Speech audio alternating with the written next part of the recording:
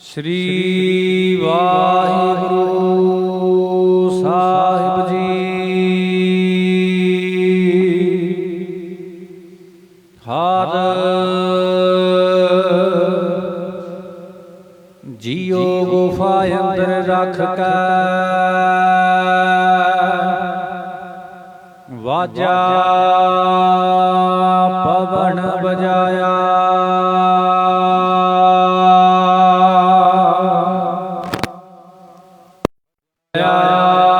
वाजा पाउन नौ दुआरे प्रगट किए।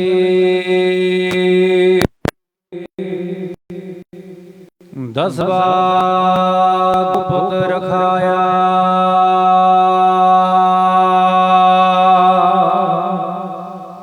हर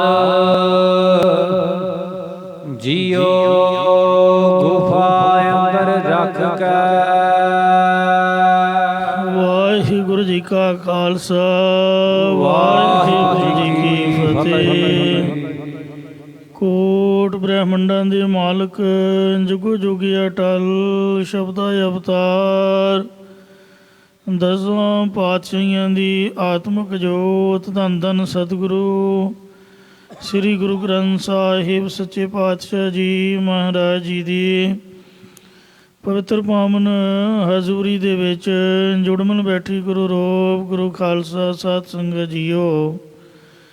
ਆਓ ਬੜੇ ਪਿਆਰ ਯਾਰ ਸਤਿਕਾਰ ਦੇ ਨਾਲ ਅੰਮ੍ਰਿਤ ਬਾਣੀ ਹਰ ਹਰ ਤੇਰੀ ਸੁਣ ਸੁਣ ਹੋਵੇ ਪਰਮ ਗਤ ਮੇਰੀ। ਜਲ ਨ ਬੁਝੀ ਸੀਤਲ ਹੋਏ ਮਨੁਆ ਸਤਿਗੁਰ ਕਾ ਦਰਸ਼ਨ ਪਾਈ ਜੀਓ। ਸਤਿਗੁਰਾਂ ਦੀ ਪਵਿੱਤਰ ਅੰਮ੍ਰਿਤ ਬਾਣੀ ਦੀ ਕਥਾ ਵਿਚਾਰ ਵਿਆਖਿਆ ਸੋ ਸਰਵਣ ਕਰਕੇ ਲਾਹ ਪ੍ਰਾਪਤ ਕਰੋ ਜੀ। ਸ੍ਰੀ ਆਨੰਦ ਸਾਹਿਬ ਗੁਰਬਾਣੀ ਦੀ 38ਵੀਂ ਪੌੜੀ ਦੀ ਕਥਾ ਵਿਚਾਰ।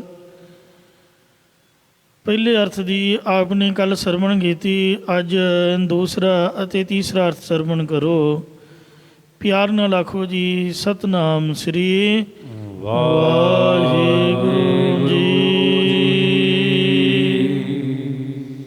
ਸਤਨਾਮ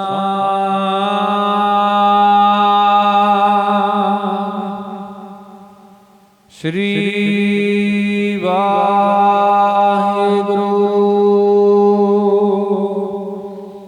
ਸਾਹਿਬ ਜੀ। ਹਰ ਜਿਉ ਗੁਫਾ ਅੰਦਰ ਰੱਖ ਕੇ। ਜਿਨ੍ਹਾਂ ਜੀਵਾਂ ਨੂੰ ਪਰਮੇਸ਼ਰ ਜੀ ਨੇ ਸਾਧ ਸੰਗਤ ਰੂਪੀ ਗੁਫਾ ਦੇ ਅੰਦਰ ਗੁਫਾ ਦੇ ਵਿੱਚ ਰੱਖ ਕਰਕੇ ਵਾਜਾ ਪਵਨ ਵਜਾਇਆ। ਗੁਰਾਂ ਦੁਆਰਾ ਨਾਮ ਦੀ ਦਾਤ ਦਿੱਤੀ ਹੈ। ਉਹਨਾਂ ਦੇ ਹਿਰਦੇ ਵਿੱਚ ਪਵਨ ਭਾਵ ਉਚਾਰਨ ਕਰੋ ਸਤਨਾਮ ਸ੍ਰੀ ਵਾਹਿਗੁਰੂ ਵਾਹਿਗੁਰੂ ਵਾਹਿਗੁਰੂ ਨਾਮ ਦਾ ਪਵਿੱਤਰ ਵਾਜਾ ਵਜਾ ਦਿੱਤਾ ਹੈ। ਆਪਣੇ ਆਪ ਹੀ ਜੋ ਵੱਜਦਾ ਰਹਿੰਦਾ ਹੈ। ਅਜੱਪਾ ਜਾਪ ਨਾ ਵੀਸਰੈ ਆਦਿ ਜੁਗਾਦ ਸਮਾਏ। ਸੋ ਧਰਤ ਪਾਤਾਲ ਆਕਾਸ ਹੈ ਮੇਰੀ ਜੰਦੁੜੀਏ। ਸਭ ਹਰ ਹਰ ਨਾਮ ਧਿਆਵੈ ਰਾਮ। ਪੌਣ ਪਾਣੀ ਬੈ ਸੰਦਰੋ ਮੇਰੀ ਜੰਦੁੜੀਏ।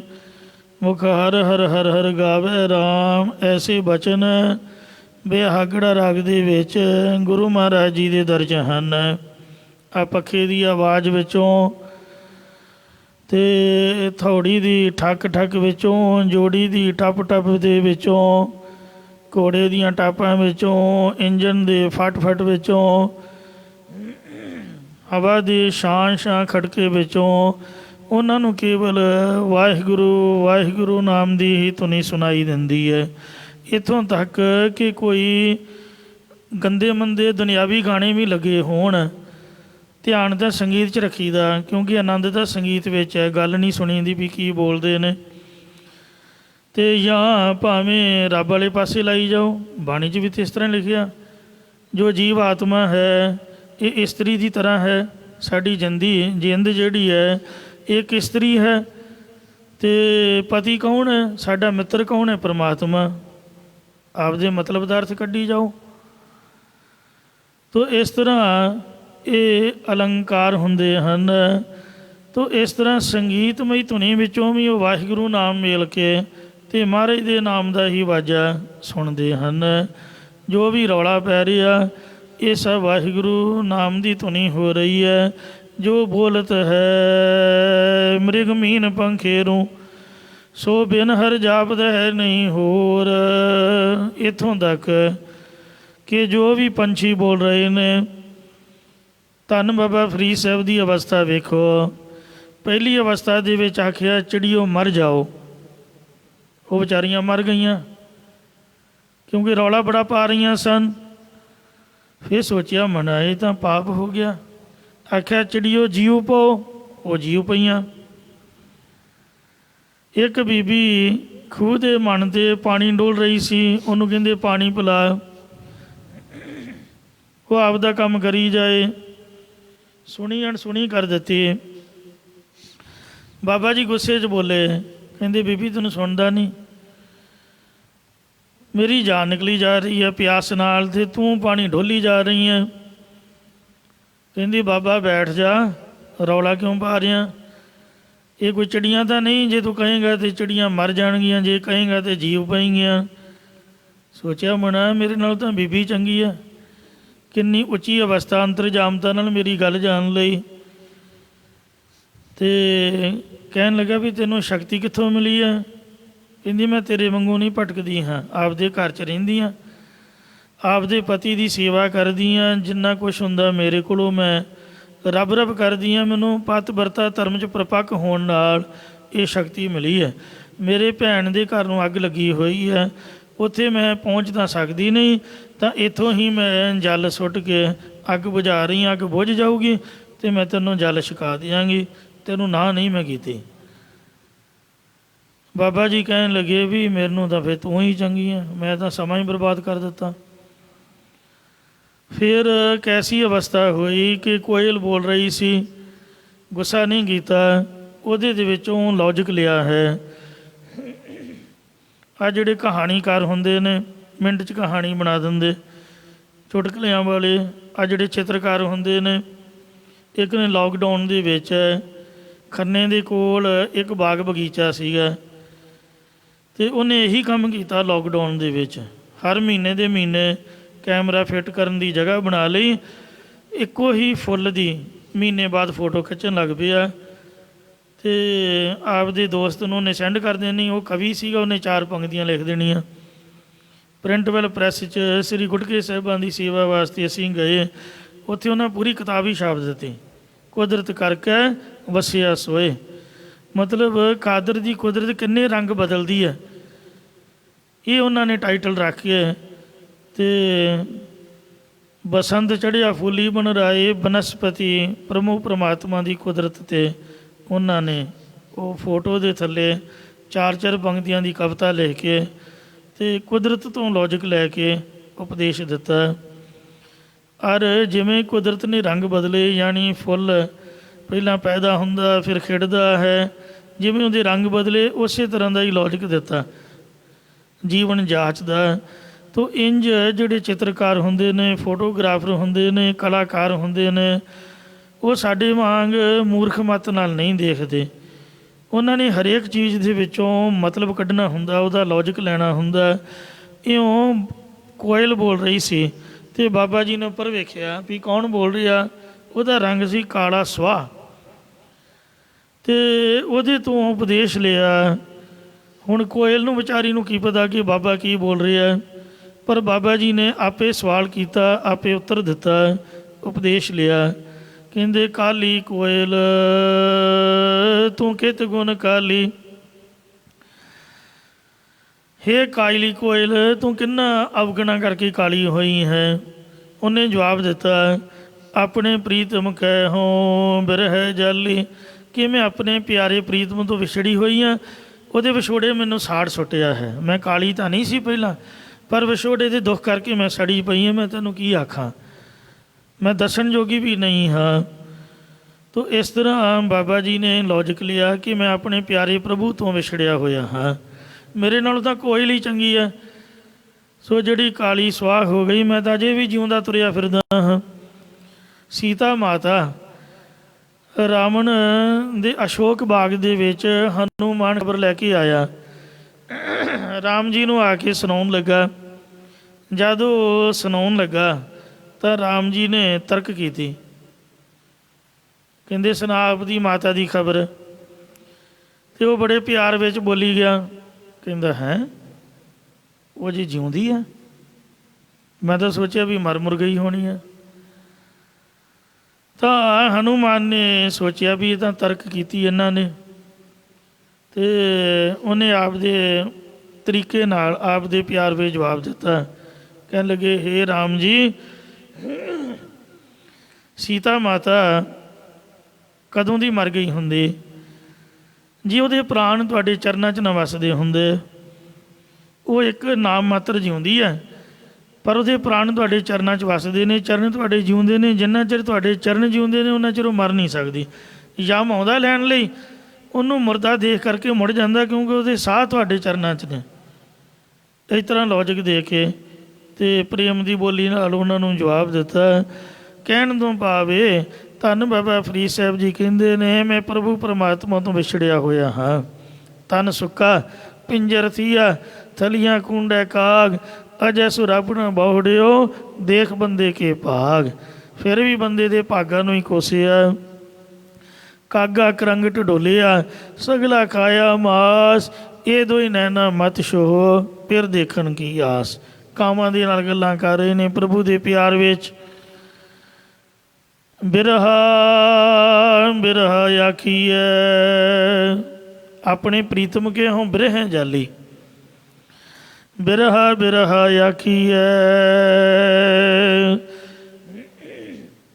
ਇੱਕ ਤਾਂ ਹੁੰਦਾ ਵਿਛੋੜਾ, ਦੁਨਿਆਵੀ ਵਿਛੋੜਾ, ਉਹਦੇ ਨਾਲ ਇਨਸਾਨ ਦੁਖੀ ਹੁੰਦਾ ਹੈ। ਇੱਕ ਹੁੰਦਾ ਪ੍ਰੇਮ ਦਾ ਵਿਛੋੜਾ, ਉਹਦੇ ਵਿੱਚ ਤੜਪ ਅਤੇ ਤਾਂਘ ਤਾਂ ਹੁੰਦੀ ਹੈ, ਦੁੱਖ ਦਾ ਹੁੰਦਾ, ਪਰ ਅੰਦਰੋਂ ਪਿਆਰ ਹੁੰਦਾ ਹੈ।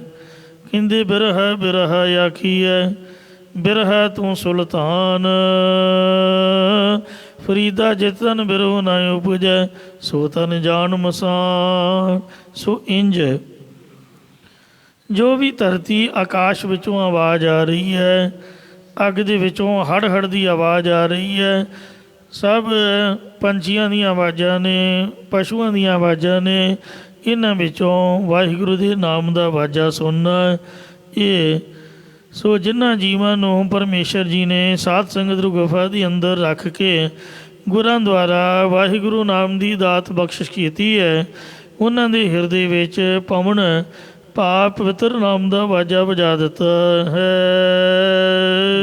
ਵਜਾਇਆ ਵਾਜਾ ਪਾਵਨਾ, ਉਹਨਾਂ ਦੇ ਹਿਰਦੇ ਵਿੱਚ ਪਾਉਣ ਭਾਵ ਪਵਿੱਤਰ ਨਾਮ ਦਾ ਵਾਜਾ ਵਜਾ ਦਿੱਤਾ ਹੈ। ਨੌ ਦੁਆਰੇ ਪ੍ਰਗਟ ਕੀਏ, 9 ਦਰਵਾਜ਼ੇ ਭਾਵ 9 ਗੋਲਕਾਂ, ਇੱਕ ਮੂੰਹ, 2 ਕੰਨ, 2 ਅੱਖਾਂ, 2 ਨਾਸਾਂ, ਗੁਰਦਾ ਅਤੇ ਲਿੰਗ, ਇਹਨਾਂ ਦੇ ਵਿਸ਼ੇ ਤਿਆਗ ਕਰਵਾ ਕੇ ਅੰਦਰ ਸ਼ੁਭ ਸੰਕਲਪ ਪ੍ਰਗਟ ਕਰ ਦਿੱਤਾ। ਭਾਵ ਅੱਖਾਂ ਦੇ ਨਾਲ ਸਤਿਗੁਰਾਂ ਦੀ ਦਰਸ਼ਨ ਕਰਨੇ, ਕੰਨਾਂ ਨਾਲ ਪ੍ਰਭੂ ਦਾ ਜਸ ਸਾਧਕ ਸਰਵਣ ਕਰਨਾ, ਇਹ ਹੱਥਾਂ ਦੇ ਨਾਲ ਸੋ ਚੰਗਾ ਕੰਮ ਕਰਨਾ, ਸੇਵਾ ਕਰਨੀ, ਪਰਉਪਕਾਰ ਕਰਨਾ, ਅਤੇ ਇਉਂ ਸ਼ੁਭ ਸੰਕਲਪ ਪ੍ਰਗਟ ਕਰ ਦਿੱਤਾ ਹੈ। ਦਸਵਾਂ ਗੁਪਤ ਰਖਾਇਆ, ਅਤੇ 10ਵਾਂ ਜੋ ਬ੍ਰਹਮ ਚੇਤਨ ਹੈ, ਉਸਨੇ ਆਪਣੇ ਆਪ ਨੂੰ ਗੁਪਤ ਰੱਖਿਆ ਹੋਇਆ ਹੈ। ਗੁਰਦੁਆਰੇ ਲਾਏ ਪਾਵਨੀ, ਆ ਗੁਰਦੁਆਰਾ ਸਿੰਘ ਸ਼ਹੀਦਾਂ ਹੈ, ਗੁਰਦੁਆਰਾ ਸ੍ਰੀ ਦਰਬਾਰ ਸਾਹਿਬ, ਹਰਿਮੰਦਰ ਸਾਹਿਬ, ਜਿੱਥੇ ਜਿੱਥੇ ਵੀ ਕੋਈ ਰਹਿੰਦਾ ਸ੍ਰੀ ਗੁਰੂ ਗ੍ਰੰਥ ਸਾਹਿਬ ਜੀ ਦਾ ਪ੍ਰਕਾਸ਼ ਹੋਵੇ, ਉਹ ਗੁਰਦੁਆਰਾ ਹੈ। ਜਿਨ੍ਹਾਂ ਨੂੰ ਗੁਰਦੁਆਰੇ ਦੇ ਵਿੱਚ ਸ਼ਰਧਾ ਲਾ ਦਿੰਦਾ ਹੈ, ਮਤਲਬ ਭਾਂਡੇ ਮਾਂਜਦੇ ਨੇ, ਜੋੜਿਆਂ ਦੀ ਸੇਵਾ ਕਰਦੇ ਨੇ, ਦਰੀਆਂ ਤੱਪੜ ਝਾੜਦੇ ਨੇ, ਗ੍ਰੰਥੀ ਸਿੰਘ ਨਾਲ ਪ੍ਰਕਾਸ਼ ਦੀ ਸੇਵਾ, ਸੁੱਖ ਆਸਣ ਦੀ ਸੇਵਾ ਕਰਾਉਂਦੇ ਨੇ। ਇਕੱਲਾ ਬਾਬਾ ਜੀ ਤਾਂ ਕੁਝ ਵੀ ਨਹੀਂ ਕਰ ਸਕਦਾ, ਨਾ ਪ੍ਰਕਾਸ਼ ਕਰ ਸਕਦਾ, ਨਾ ਸੁਖ ਆਸਨ ਕਰ ਸਕਦਾ। ਹੁਣ ਮਦਦ ਤਾਂ ਕਰਨੀ ਪਊਗੀ ਹੋਈ। ਆ ਕਥਾ ਦਾ ਕੰਮ, ਕੀਰਤਨ ਦਾ ਕੰਮ ਵੀ ਇਕੱਲਿਆਂ ਦਾ ਨਹੀਂ ਹੈ, 2-2 3-3 ਬੰਦੇ ਸਟੇਜ ਲਾਉਣ ਵਾਲੇ, ਸਾਰੇ ਸਪੀਕਰਾਂ ਵਾਲੇ, ਸੇਵਾਦਾਰ, ਸਾਰੇ ਆਪ ਦੀ ਸੇਵਾ ਨਿਭਾਉਣ, ਅਤੇ ਤਾਂ ਹੀ ਸਾਰੇ ਗੁਰੂ ਘਰ ਦੇ ਕੰਮ ਹੁੰਦੇ ਨੇ। ਇਕੱਲੇ ਦੀ ਤਾਂ ਵੱਸ ਦੀ ਗੱਲ ਕੋਈ ਨਹੀਂ, ਜੇ ਤੁਸੀਂ ਇਕੱਲੇ ਨੂੰ ਛੱਡ ਦਿਓ। ਇਸ ਲਈ ਸਾਰਿਆਂ ਦੀ ਸ਼ਰਧਾ ਹੋਣੀ ਚਾਹੀਦੀ ਹੈ ਗੁਰਦੁਆਰੇ ਦੇ ਅੰਦਰ। ਇਹ ਨਹੀਂ ਵੀ ਇੱਕ ਨੂੰ ਠੇਕਾ ਦੇ ਦਿੱਤਾ, ਇਹਦਾ ਹੀ ਕੰਮ ਹੈ, ਕਰੇ ਨਾ ਕਰੇ, ਇਕੱਲਾ ਨਹੀਂ ਕੁਝ ਵੀ ਕਰ ਸਕਦਾ। ਤੇਰੀ ਸੇਵਾ ਤੁਝ ਤੇ ਹੋਵੇ ਔਰ ਨਾ ਦੂਜਾ ਕਰਤਾ। ਸੋ ਗੁਰਦੁਆਰਾ ਗੁਰੂ ਦੇ ਦੁਆਰੇ, ਸਤਿਗੁਰਾਂ ਦੇ ਦੁਆਰਾ ਲਾਏ ਭਾਵਨੀ, ਜਿਨ੍ਹਾਂ ਦੀ ਸ਼ਰਧਾ ਲਾਉਣਾ ਕੀਤੀ ਹੈ। ਦਸਵਾਂ ਦੁਆਰ ਦਿਖਾਇਆ, ਉਹਨਾਂ ਇਕਰਾਂ ਨੂੰ ਜੋ 9 ਗੋਲਕਾਂ ਦੇ ਵਿੱਚ ਵਿਆਪਕ ਦਸਵਾਂ ਚੇਤਨ ਹੈ, ਉਹ ਪ੍ਰਗਟ ਕਰਕੇ ਦਿਖਾ ਦਿੱਤਾ ਹੈ। ਅਨੇਕ ਰੂਪ ਨਾਉ ਨਵ ਨਿਧ, ਉੱਥੇ ਸਰੂਪ ਦੇ ਵਿੱਚ ਅਨੇਕਾਂ ਨਾਮ, ਰੂਪ ਅਤੇ ਪ੍ਰਸਿੱਧ 9 ਨਿਧੀਆਂ ਦੇ ਪਦਾਰਥ ਹਨ। ਸਾਰੇ ਅਨਾਤਮ ਪਦਾਰਥ ਹਨ। ਸਦਾ ਅੰਤ ਨ ਜਾਈ ਪਾਇਆ, ਉਹ ਵਾਹਿਗੁਰੂ ਅਗੰਮ ਹੈ, ਇਸ ਲਈ ਤਿਸ ਦਾ, ਉਹਦਾ ਅੰਤ ਕਿਸੇ ਪਾਸੋਂ ਵੀ ਪਾਇਆ ਨਹੀਂ ਜਾਂਦਾ ਹੈ। ਤੂੰ ਬੇਅੰਤ ਕੋ ਬਿਰਲਾ ਜਾਣੈ, ਕਹੈ ਨਾਨਕ ਹਰ ਪਿਆਰਾ, ਜਿਉ ਗੁਫਾ ਅੰਦਰ ਰੱਖ ਕੇ। ਸਤਿਗੁਰੂ ਸਾਹਿਬ ਜੀ ਕਹਿੰਦੇ ਹਨ, ਕਥਨ ਕਰਦੇ ਨੇ ਕਿ ਪਿਆਰੇ ਪਰਮੇਸ਼ਰ ਜੀ ਨੇ, ਪਿਆਰੇ ਜੀਓ, ਚਾਲ ਮੁਤਾਬਕ ਇੱਥੇ ਵਿਸ਼ਰਾਮ ਹੈ, ਅਰਥ ਕਰਨਾ ਹੋਵੇ ਤੇ ਪਿਆਰੇ ਜੀ, ਤੇ ਦੂਸਰਾ ਵਿਸ਼ਰਾਮ ਕਹੇ ਨਾਨਕ ਹਰ ਪਿਆਰੇ, ਜੀਓ ਗੁਫਾ ਅੰਦਰ ਰੱਖ ਕੇ। ਪਹਿਲਾਂ ਪਿਆਰੇ ਪਰਮੇਸ਼ਰ ਜੀ ਨੇ, ਫਿਰ ਜੀਵ ਨੂੰ ਸਾਧ ਸੰਗਤ ਰੂਪੀ ਗੁਫਾ ਦੇ ਵਿੱਚ ਰੱਖ ਕਰਕੇ ਵਾਜਾ ਪਵਨ ਵਜਾਇਆ, ਜਿਨ੍ਹਾਂ ਦੇ ਗੁਰਾਂ ਦੁਆਰਾ ਹਿਰਦੇ ਵਿੱਚ ਪਵਨ ਪਾਪ ਪਿਤਰ ਨਾਮ ਦਾ ਵਾਜਾ ਵਜਾ ਦਿੱਤਾ ਹੈ, ਉਹਨਾਂ ਨੂੰ ਸਭ ਕੁਝ ਪ੍ਰਗਟ ਹੋ ਗਿਆ ਹੈ। ਇਸੇ ਪ੍ਰਕਾਰ ਹੁਣ ਤੀਸਰਾ ਅਰਥ ਸਰਵਣ ਕਰੋ। ਹਰ ਜੀਉ ਗੁਫਾ ਅੰਦਰ ਰੱਖ ਕੇ, ਜਿਨ੍ਹਾਂ ਦੇ ਪਰਮੇਸ਼ਰ ਜੀ ਨੇ ਅੰਤःਕਰਨ ਰੂਪ ਗੁਫਾ ਦੇ ਵਿੱਚ ਰੱਖ ਕਰਕੇ, ਪਹਿਲਾ ਅਰਥ ਸੀ ਦਸਵਾਂ ਦੁਆਰ ਰੂਪੀ ਗੁਫਾ, ਅਤੇ ਮਾਤਾ ਦੇ ਗਰਭ ਰੂਪੀ ਗੁਫਾ, ਅਤੇ ਦੂਸਰਾ ਅਰਥ ਸੀ ਸਤ ਸੰਗਤ ਰੂਪੀ ਗੁਫਾ, ਤੀਸਰਾ ਅਰਥ ਅੰਤःਕਰਨ ਰੂਪੀ ਗੁਫਾ ਦੇ ਵਿੱਚ ਰੱਖ ਕੇ ਜੋ ਮਨ, ਬੁੱਧ, ਚਿੱਤ ਅਤੇ ਹੰਕਾਰ, ਇਹ ਚਾਰੇ ਮਿਲ ਕੇ ਅੰਤःਕਰਨ ਬਣਦਾ ਹੈ। ਇਹ ਅੰਤःਕਰਨ ਵੀ ਗੁਫਾ ਦੇ ਵਿੱਚ ਰੱਖ ਕਰਕੇ ਵਾਜਾ ਪਵਨ ਵਜਾਇਆ, ਪਵਨ ਸਵਾਸਾਂ ਨਾਲ ਸਿਮਰਨ ਕਰਨ ਰੂਪੀ ਵਾਜਾ ਵਜਾਉਣਾ ਕੀਤਾ ਹੈ। ਵਜਾਇਆ ਵਾਜਾ ਪਵਨ, ਜਿਨ੍ਹਾਂ ਨੇ ਸਵਾਸਾਂ ਨਾਲ ਵਾਹਿਗੁਰੂ ਵਾਹਿਗੁਰੂ ਨਾਮ ਜਪਨ ਰੂਪ ਵਾਜਾ ਵਜਾਇਆ ਹੈ। ਨੌ ਦੁਆਰੀ ਪ੍ਰਗਟ ਕੀਏ, ਉਹਨਾਂ ਦੇ ਅੰਦਰ 9 ਗੋਲਕਾਂ ਦਾ ਨਿਰੋਧ ਕਰਨਾ ਪ੍ਰਗਟ ਕਰ ਦਿੱਤਾ ਹੈ ਕਿ ਇਹਨਾਂ ਦੇ ਮਗਰ ਨਹੀਂ ਲੱਗਣਾ। ਜਿਹੜਾ ਖੰਘ ਮਗਰ ਲੱਗੇਗਾ ਉਹ ਮਾਰ ਖਾਏਗਾ, ਅਤੇ ਇਹਨਾਂ ਦਾ ਬੁਰਾ ਹੀ ਵੇਖੀ ਜਾਣਾ ਹੈ। ਇਸ ਲਈ ਇਹਨਾਂ ਦੇ ਵਿਕਾਰਾਂ ਦੇ ਪਿੱਛੇ ਨਹੀਂ ਲੱਗਣਾ, ਇਹਨਾਂ ਦਾ ਨਿਰੋਧ ਕਰਨਾ ਪ੍ਰਗਟ ਕਰ ਦਿੱਤਾ। ਦਸਵਾਂ ਗੁਪਤ ਰਖਾਇਆ, ਅਤੇ ਜਿਹੜਾ ਦਸਵਾਂ ਮਨ, ਰਿਮੋਟ ਕੰਟਰੋਲ ਹੈ ਇਹਨਾਂ ਦਾ, ਇਹਦੇ ਅੰਦਰ ਆਪਣੇ ਆਪ ਨੂੰ ਪਰਮੇਸ਼ਰ ਨੇ ਗੁਪਤ ਰੱਖਣਾ ਕੀਤਾ ਹੈ। ਅਗਮ ਰੂਪ ਕਾ ਮਨ ਮੈਂ ਥਾਨਾ, ਗੁਰਦੁਆਰਾ ਲਾਏ ਭਾਵਨੀ, ਮਨ ਮੈਂ ਜੋਤ, ਜੋਤ ਮੈਂ ਮਨੁਆ, ਪੰਜ ਮਿਲੇ ਗੁਰ ਭਾਈ। ਇੰਝ ਮਨ ਦੇ ਵਿੱਚ ਆਪਣਾ ਆਪ ਗੁਪਤ ਰੱਖਿਆ, ਜਿਨ੍ਹਾਂ ਨੇ ਸਤਿਗੁਰਾਂ ਦੁਆਰਾ ਸ਼ਰਧਾ ਲਾਉਣਾ ਕੀਤੀ ਹੈ। ਗੁਰਦੁਆਰੇ ਵਿੱਚ ਜਿਨ੍ਹਾਂ ਦੀ ਸ਼ਰਧਾ ਲੱਗ ਗਈ, ਦਸਵਾਂ ਦੁਆਰ ਦਿਖਾਇਆ, ਉਹਨਾਂ ਇਕਨਾਂ ਦੇ ਮਨ ਅੰਦਰ ਜੋ ਦਸਵਾਂ ਚੇਤਨ ਹੈ, ਉਸ ਨੂੰ ਗਿਆਨ ਰੂਪੀ ਦਰ ਦੁਆਰਾ ਅੰਦਰ ਪ੍ਰਗਟ ਕਰਕੇ ਵਾਹਿਗੁਰੂ ਜੀ ਨੇ ਦਿਖਾ ਦਿੱਤਾ ਹੈ। ਅਨੇਕ ਰੂਪ ਨਵ ਨਵ ਨਿਦ। ਉੱਥੇ ਅਨੇਕਾਂ ਹੀ ਸਰਗੁਣ ਸਰੂਪ ਦੇ ਗੁਣ ਹਨ ਤੇ ਪਰਮੇਸ਼ਰ ਦੀ ਬੇਅੰਤ ਨਾਮਾਂ ਦਾ ਉਚਾਰਨ ਹੁੰਦਾ ਹੈ। ਇਸ ਦਾ ਅੰਤ ਨ ਜਾਈ ਪਾਇਆ। ਅਤੇ ਨੌ ਨਿਧੀਆਂ ਆਦਿਕ ਦੇ ਸਾਰੇ ਪਦਾਰਥ ਵੀ ਪ੍ਰਾਪਤ ਹੋ ਜਾਂਦੇ। ਇਤਨੀ ਵਿਭੂਤੀ ਪਰਮੇਸ਼ਰ ਨੇ ਗਿਆਨਵਾਨਾਂ ਨੂੰ ਦਿੱਤੀ ਹੈ ਤੇ ਇਸ ਦਾ ਅੰਤ ਨਹੀਂ ਪਾਇਆ ਜਾ ਸਕਦਾ। ਨਾਨਕ ਹਰ ਪਿਆਰਾ ਜੀਓ। ਸਤਿਗੁਰੂ ਸਾਹਿਬ ਜੀ ਕਹਿੰਦੇ ਨੇ ਕਿ ਪਿਆਰੇ ਹਰੀ ਪਰਮੇਸ਼ਰ ਜੀ ਨੇ ਗੁਫਾ ਅੰਦਰ ਰੱਖ ਕੇ, ਜਿਨ੍ਹਾਂ ਦੇ ਅੰਤःਕਰਨ ਰੂਪੀ ਗੁਫਾ ਦੇ ਅੰਦਰ ਚਿੱਤ ਦੀ ਇਕਾਗਰਤਾ ਰੱਖ ਕਰਕੇ ਵਾਜਾ ਪਵਨ ਵਜਾਇਆ। ਸਵਾਸਾਂ ਨਾਲ ਸਿਮਰਨ ਕਰਨ ਰੂਪੀ ਵਾਜਾ ਵਜਾ ਦਿੱਤਾ। ਉਹਨਾਂ ਦੇ ਅੰਦਰ ਪਰਮੇਸ਼ਰ ਦੀ ਜੋਤ ਦਾ ਪ੍ਰਕਾਸ਼ ਹੋ ਗਿਆ ਹੈ। ਇਸੇ ਪ੍ਰਕਾਰ ਹੁਣ ਚੌਥਾ ਅਰਥ ਸਰਵਣ ਕਰੋ। ਹਰ ਜੀਓ ਗੁਫਾ ਅੰਦਰ ਰੱਖ ਕੇ, ਜਿਨ੍ਹਾਂ ਦਾ ਪਰਮੇਸ਼ਰ ਜੀ ਨੇ ਸਾਖੀ ਚੇਤਨ ਰੂਪ ਗੁਫਾ ਦੇ ਵਿੱਚ ਚਿੱਤ ਰੱਖ ਕੇ ਟਿਕਾ ਦਿੱਤਾ ਹੈ। ਖੇਡ ਤਾਂ ਚਿੱਤ ਦੀ ਹੈ। ਰੇ ਚਿਤ ਚੇਤਸ ਕੀ ਨਾ ਦਇਆਲ ਦਮੋਦਰ ਬਿਭੇ ਨਾ ਜਾਣਸ ਕੋਈ। ਸੋ ਚੇਤਨਾ ਹੈ ਤੋ ਚੇਤ ਲੈ ਨਿਸ ਦਿਨ ਮੈਂ ਪ੍ਰਾਣੀ। ਸੋ ਇਹ ਮਨ ਹਰ ਜੀ ਧਿਆਈ ਤੂੰ ਇੱਕ ਮਨ ਇੱਕ ਚਿਤ ਭਾਏ।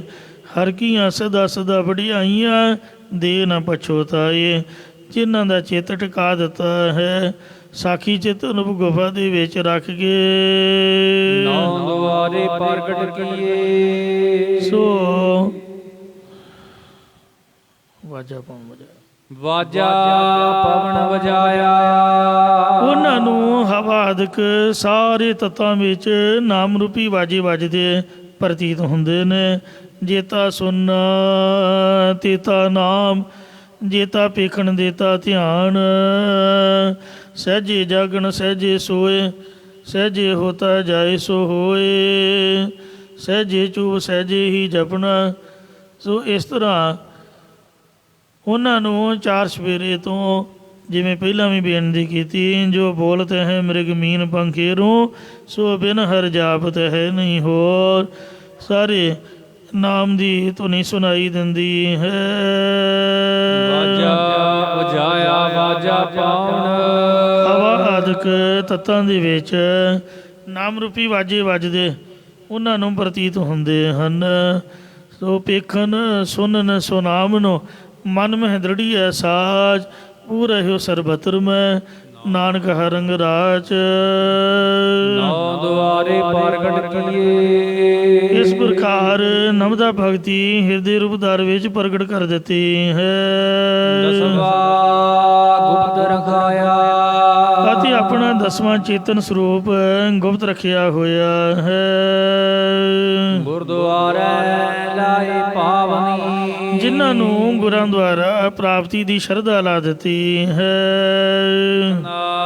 ਦਸਵਾ ਦੁਆਰ ਦਿਖਾਇਆ। ਉਹਨਾਂ ਇਕਨਾਂ ਨੂੰ ਜੋ ਸਾਰਿਆਂ ਦੁਆਰਿਆਂ ਦਾ ਪ੍ਰਕਾਸ਼ਕ ਦਸਵਾਂ ਚੇਤਨ ਸਰੂਪ ਹੈ ਉਹ ਹਿਰਦੇ ਵਿੱਚ ਪ੍ਰਗਟ ਕਰਕੇ ਦਿਖਾ ਦਿੱਤਾ ਹੈ। ਅਨੇਕ ਰੂਪ ਨਵ ਨਵ ਨਿਦ। ਉੱਥੇ ਅਨੇਕ ਪ੍ਰਕਾਰ ਦੇ ਰੂਪ ਤੇ ਨਾਮ ਤੇ ਨੌ ਨਦੀਆਂ ਦੇ ਪਦਾਰਥ ਆਦਿਕ ਜਿਸ ਦਾ ਅੰਤ ਨ ਜਾਈ ਪਾਇਆ। ਸਾਰੇ ਮਾਇਆ ਕਰਕੇ ਕਲਪੇ ਹੋਏ ਹਨ। ਉਸ ਰੂਪ ਦਾ ਪਰਪੰਚ ਕਰਕੇ ਅੰਤ ਨਹੀਂ ਪਾਇਆ ਜਾ ਸਕਦਾ।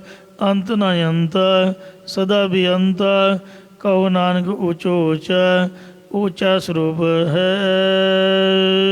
ਨਾਨਕ ਹਰ ਪਿਆਰਾ ਜੀਓ। ਸਤਿਗੁਰੂ ਸਾਹਿਬ ਜੀ ਕਹਿੰਦੇ ਹਨ, ਕਥਨ ਕਰਦੇ ਨੇ ਕਿ ਜਿਨ੍ਹਾਂ ਦਾ ਪਿਆਰੇ ਪਰਮੇਸ਼ਰ ਜੀ ਨੇ ਗੁਫਾ ਅੰਦਰ ਰੱਖ ਕੇ, ਸਾਖੀ ਚੇਤਨ ਰੂਪ ਤੁਰਿਆ ਪਦ ਰੂਪ ਗੁਫਾ ਦੇ ਵਿੱਚ ਚਿੱਤ ਰੱਖ ਕੇ ਟਿਕਾ ਦਿੱਤਾ ਹੈ। ਇਹ ਸਭ ਤੋਂ ਉੱਚੀ ਅਵਸਥਾ ਹੈ। ਵਾਜਾ ਪਵਨ ਵਜਾਇਆ। ਰਜੋ ਤਮੋ ਤੇ ਸਤੋ, ਬ੍ਰਹਮਾ ਵਿਸ਼ਨੂੰ ਦੇ ਸ਼ਿਵ ਜੀ ਇਹ ਤਿੰਨਾਂ ਗੁਣਾਂ ਵਿੱਚ ਨੇ। ਦੇਵਤਿਆਂ ਤੋਂ ਵੀ, ਇਹਨਾਂ ਤੋਂ ਵੀ ਉੱਚੀ ਅਵਸਥਾ ਤੁਰੀਆ ਦੀ ਹੈ। ਜਿਹਦਾ ਤੁਰੀਆ ਦੇ ਵਿੱਚ ਚਿੱਤ ਟਿਕਾ ਕੇ ਰੱਖ ਦਿੱਤਾ ਇਹ ਗੁਫਾ ਦੀ ਤਰ੍ਹਾਂ, ਉਹਨਾਂ ਨੂੰ ਹਵਾ ਆਦਿਕ ਤੱਤਾਂ ਦੇ ਵਿੱਚ ਨਾਮ ਰੂਪੀ ਵਾਜੇ ਵੱਜਦੇ ਖੜਕਦੇ ਪ੍ਰਤੀਤ ਹੁੰਦੇ, ਭਾਵ ਉਹਨਾਂ ਦੇ ਹਿਰਦੇ 'ਚ ਸਰੂਪ ਦਾ ਗਿਆਨ ਪ੍ਰਗਟ ਕਰ ਦਿੱਤਾ। ਬਿਨਾਂ ਹੀ ਪ੍ਰਭਾਤ ਫੇਰੀ ਤੋਂ ਘਰ ਤੋਂ ਬਾਹਰ ਨਿਕਲ ਕੇ ਖਲੋ ਜਾਂਦੇ ਵੀ ਪ੍ਰਭਾਤ ਫੇਰੀ ਆ ਰਹੀ ਹੈ, ਆਉਂਦਾ ਕੁਛ ਵੀ ਨਹੀਂ ਹੁੰਦਾ। ਕੰਨਾਂ 'ਚ ਕੀਰਤਨ ਦੀਆਂ ਆਵਾਜ਼ਾਂ, ਮਹਾਰਾਜ ਦੇ ਨਾਮ ਦੀ ਧੁਨੀ ਆਪਣੇ ਆਪ ਹੀ ਵਾਹਿਗੁਰੂ ਦੀ ਕਿਰਪਾ ਨਾਲ ਪ੍ਰਗਟ ਹੋ ਜਾਂਦੀ ਹੈ। ਐਸੀ ਗੁਰੂ ਮਹਾਰਾਜ ਜੀ ਦੀ ਬਖਸ਼ਿਸ਼ ਹੁੰਦੀ ਜਿਨ੍ਹਾਂ ਦੇ। ਇੱਥੋਂ ਤੱਕ ਸਾਧ ਸੰਗਤ ਜੀਓ, ਸ੍ਰੀ ਗੁਰੂ ਅਮਰਦਾਸ ਸਾਹਿਬ ਜੀ ਨੇ 38 ਪੌੜੀਆਂ ਜੋਗੀ ਦੇ ਪ੍ਰਥਾਏ ਉਚਾਰ ਕੇ ਉਹਨੂੰ ਆਨੰਦਿਤ ਕਰ ਦਿੱਤਾ। ਫਿਰ ਸਾਰੀ ਸੰਗਤ ਨੂੰ ਇਸ ਬਾਣੀ ਦਾ ਮਹਾਤਮ ਸੁਣਾਇਆ।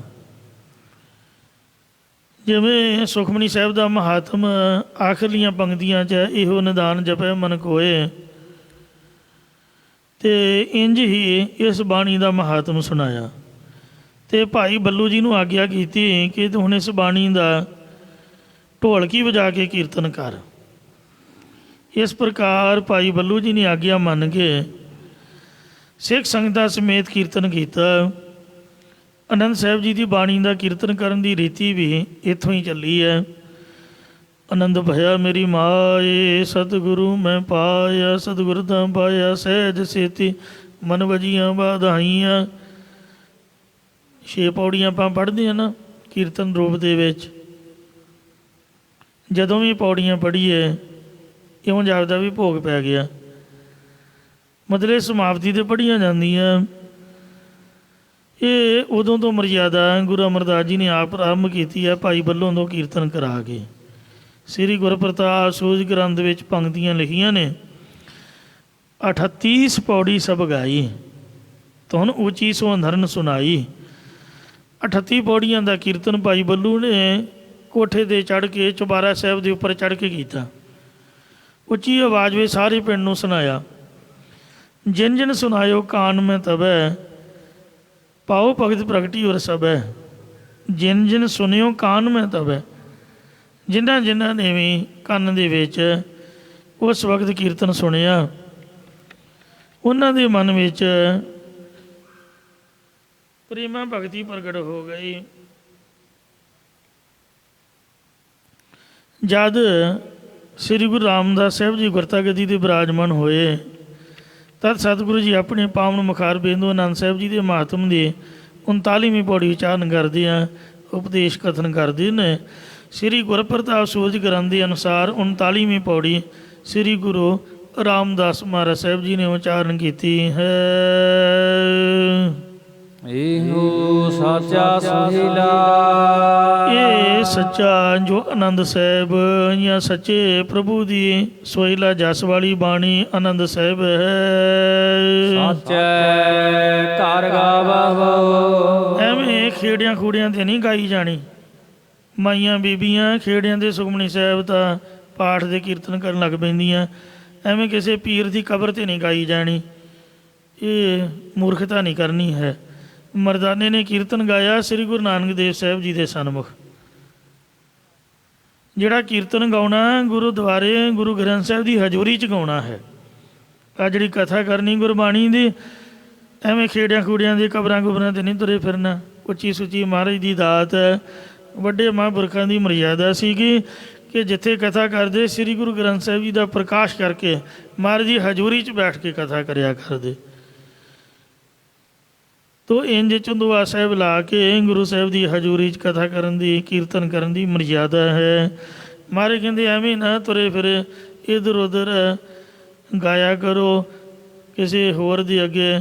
ਜਿਵੇਂ ਆ ਸਰਸੇ ਵਾਲੇ ਜਾਂ ਜਲੰਧਰ ਵਾਲੇ ਅਤੇ ਬੜੇ ਪਖੰਡੀ ਗੁਰੂਆਂ ਦੀਆਂ ਦੁਕਾਨਾਂ ਨੇ, ਕਈ ਲੋਕ ਉਹਨਾਂ ਦੇ ਸਾਹਮਣੇ ਬੈਠ ਕੇ ਬਾਣੀ ਦਾ ਕੀਰਤਨ ਗਾਉਣ ਲੱਗ ਪੈਂਦੇ। ਇਹ ਮਨਮਤ ਹੈ।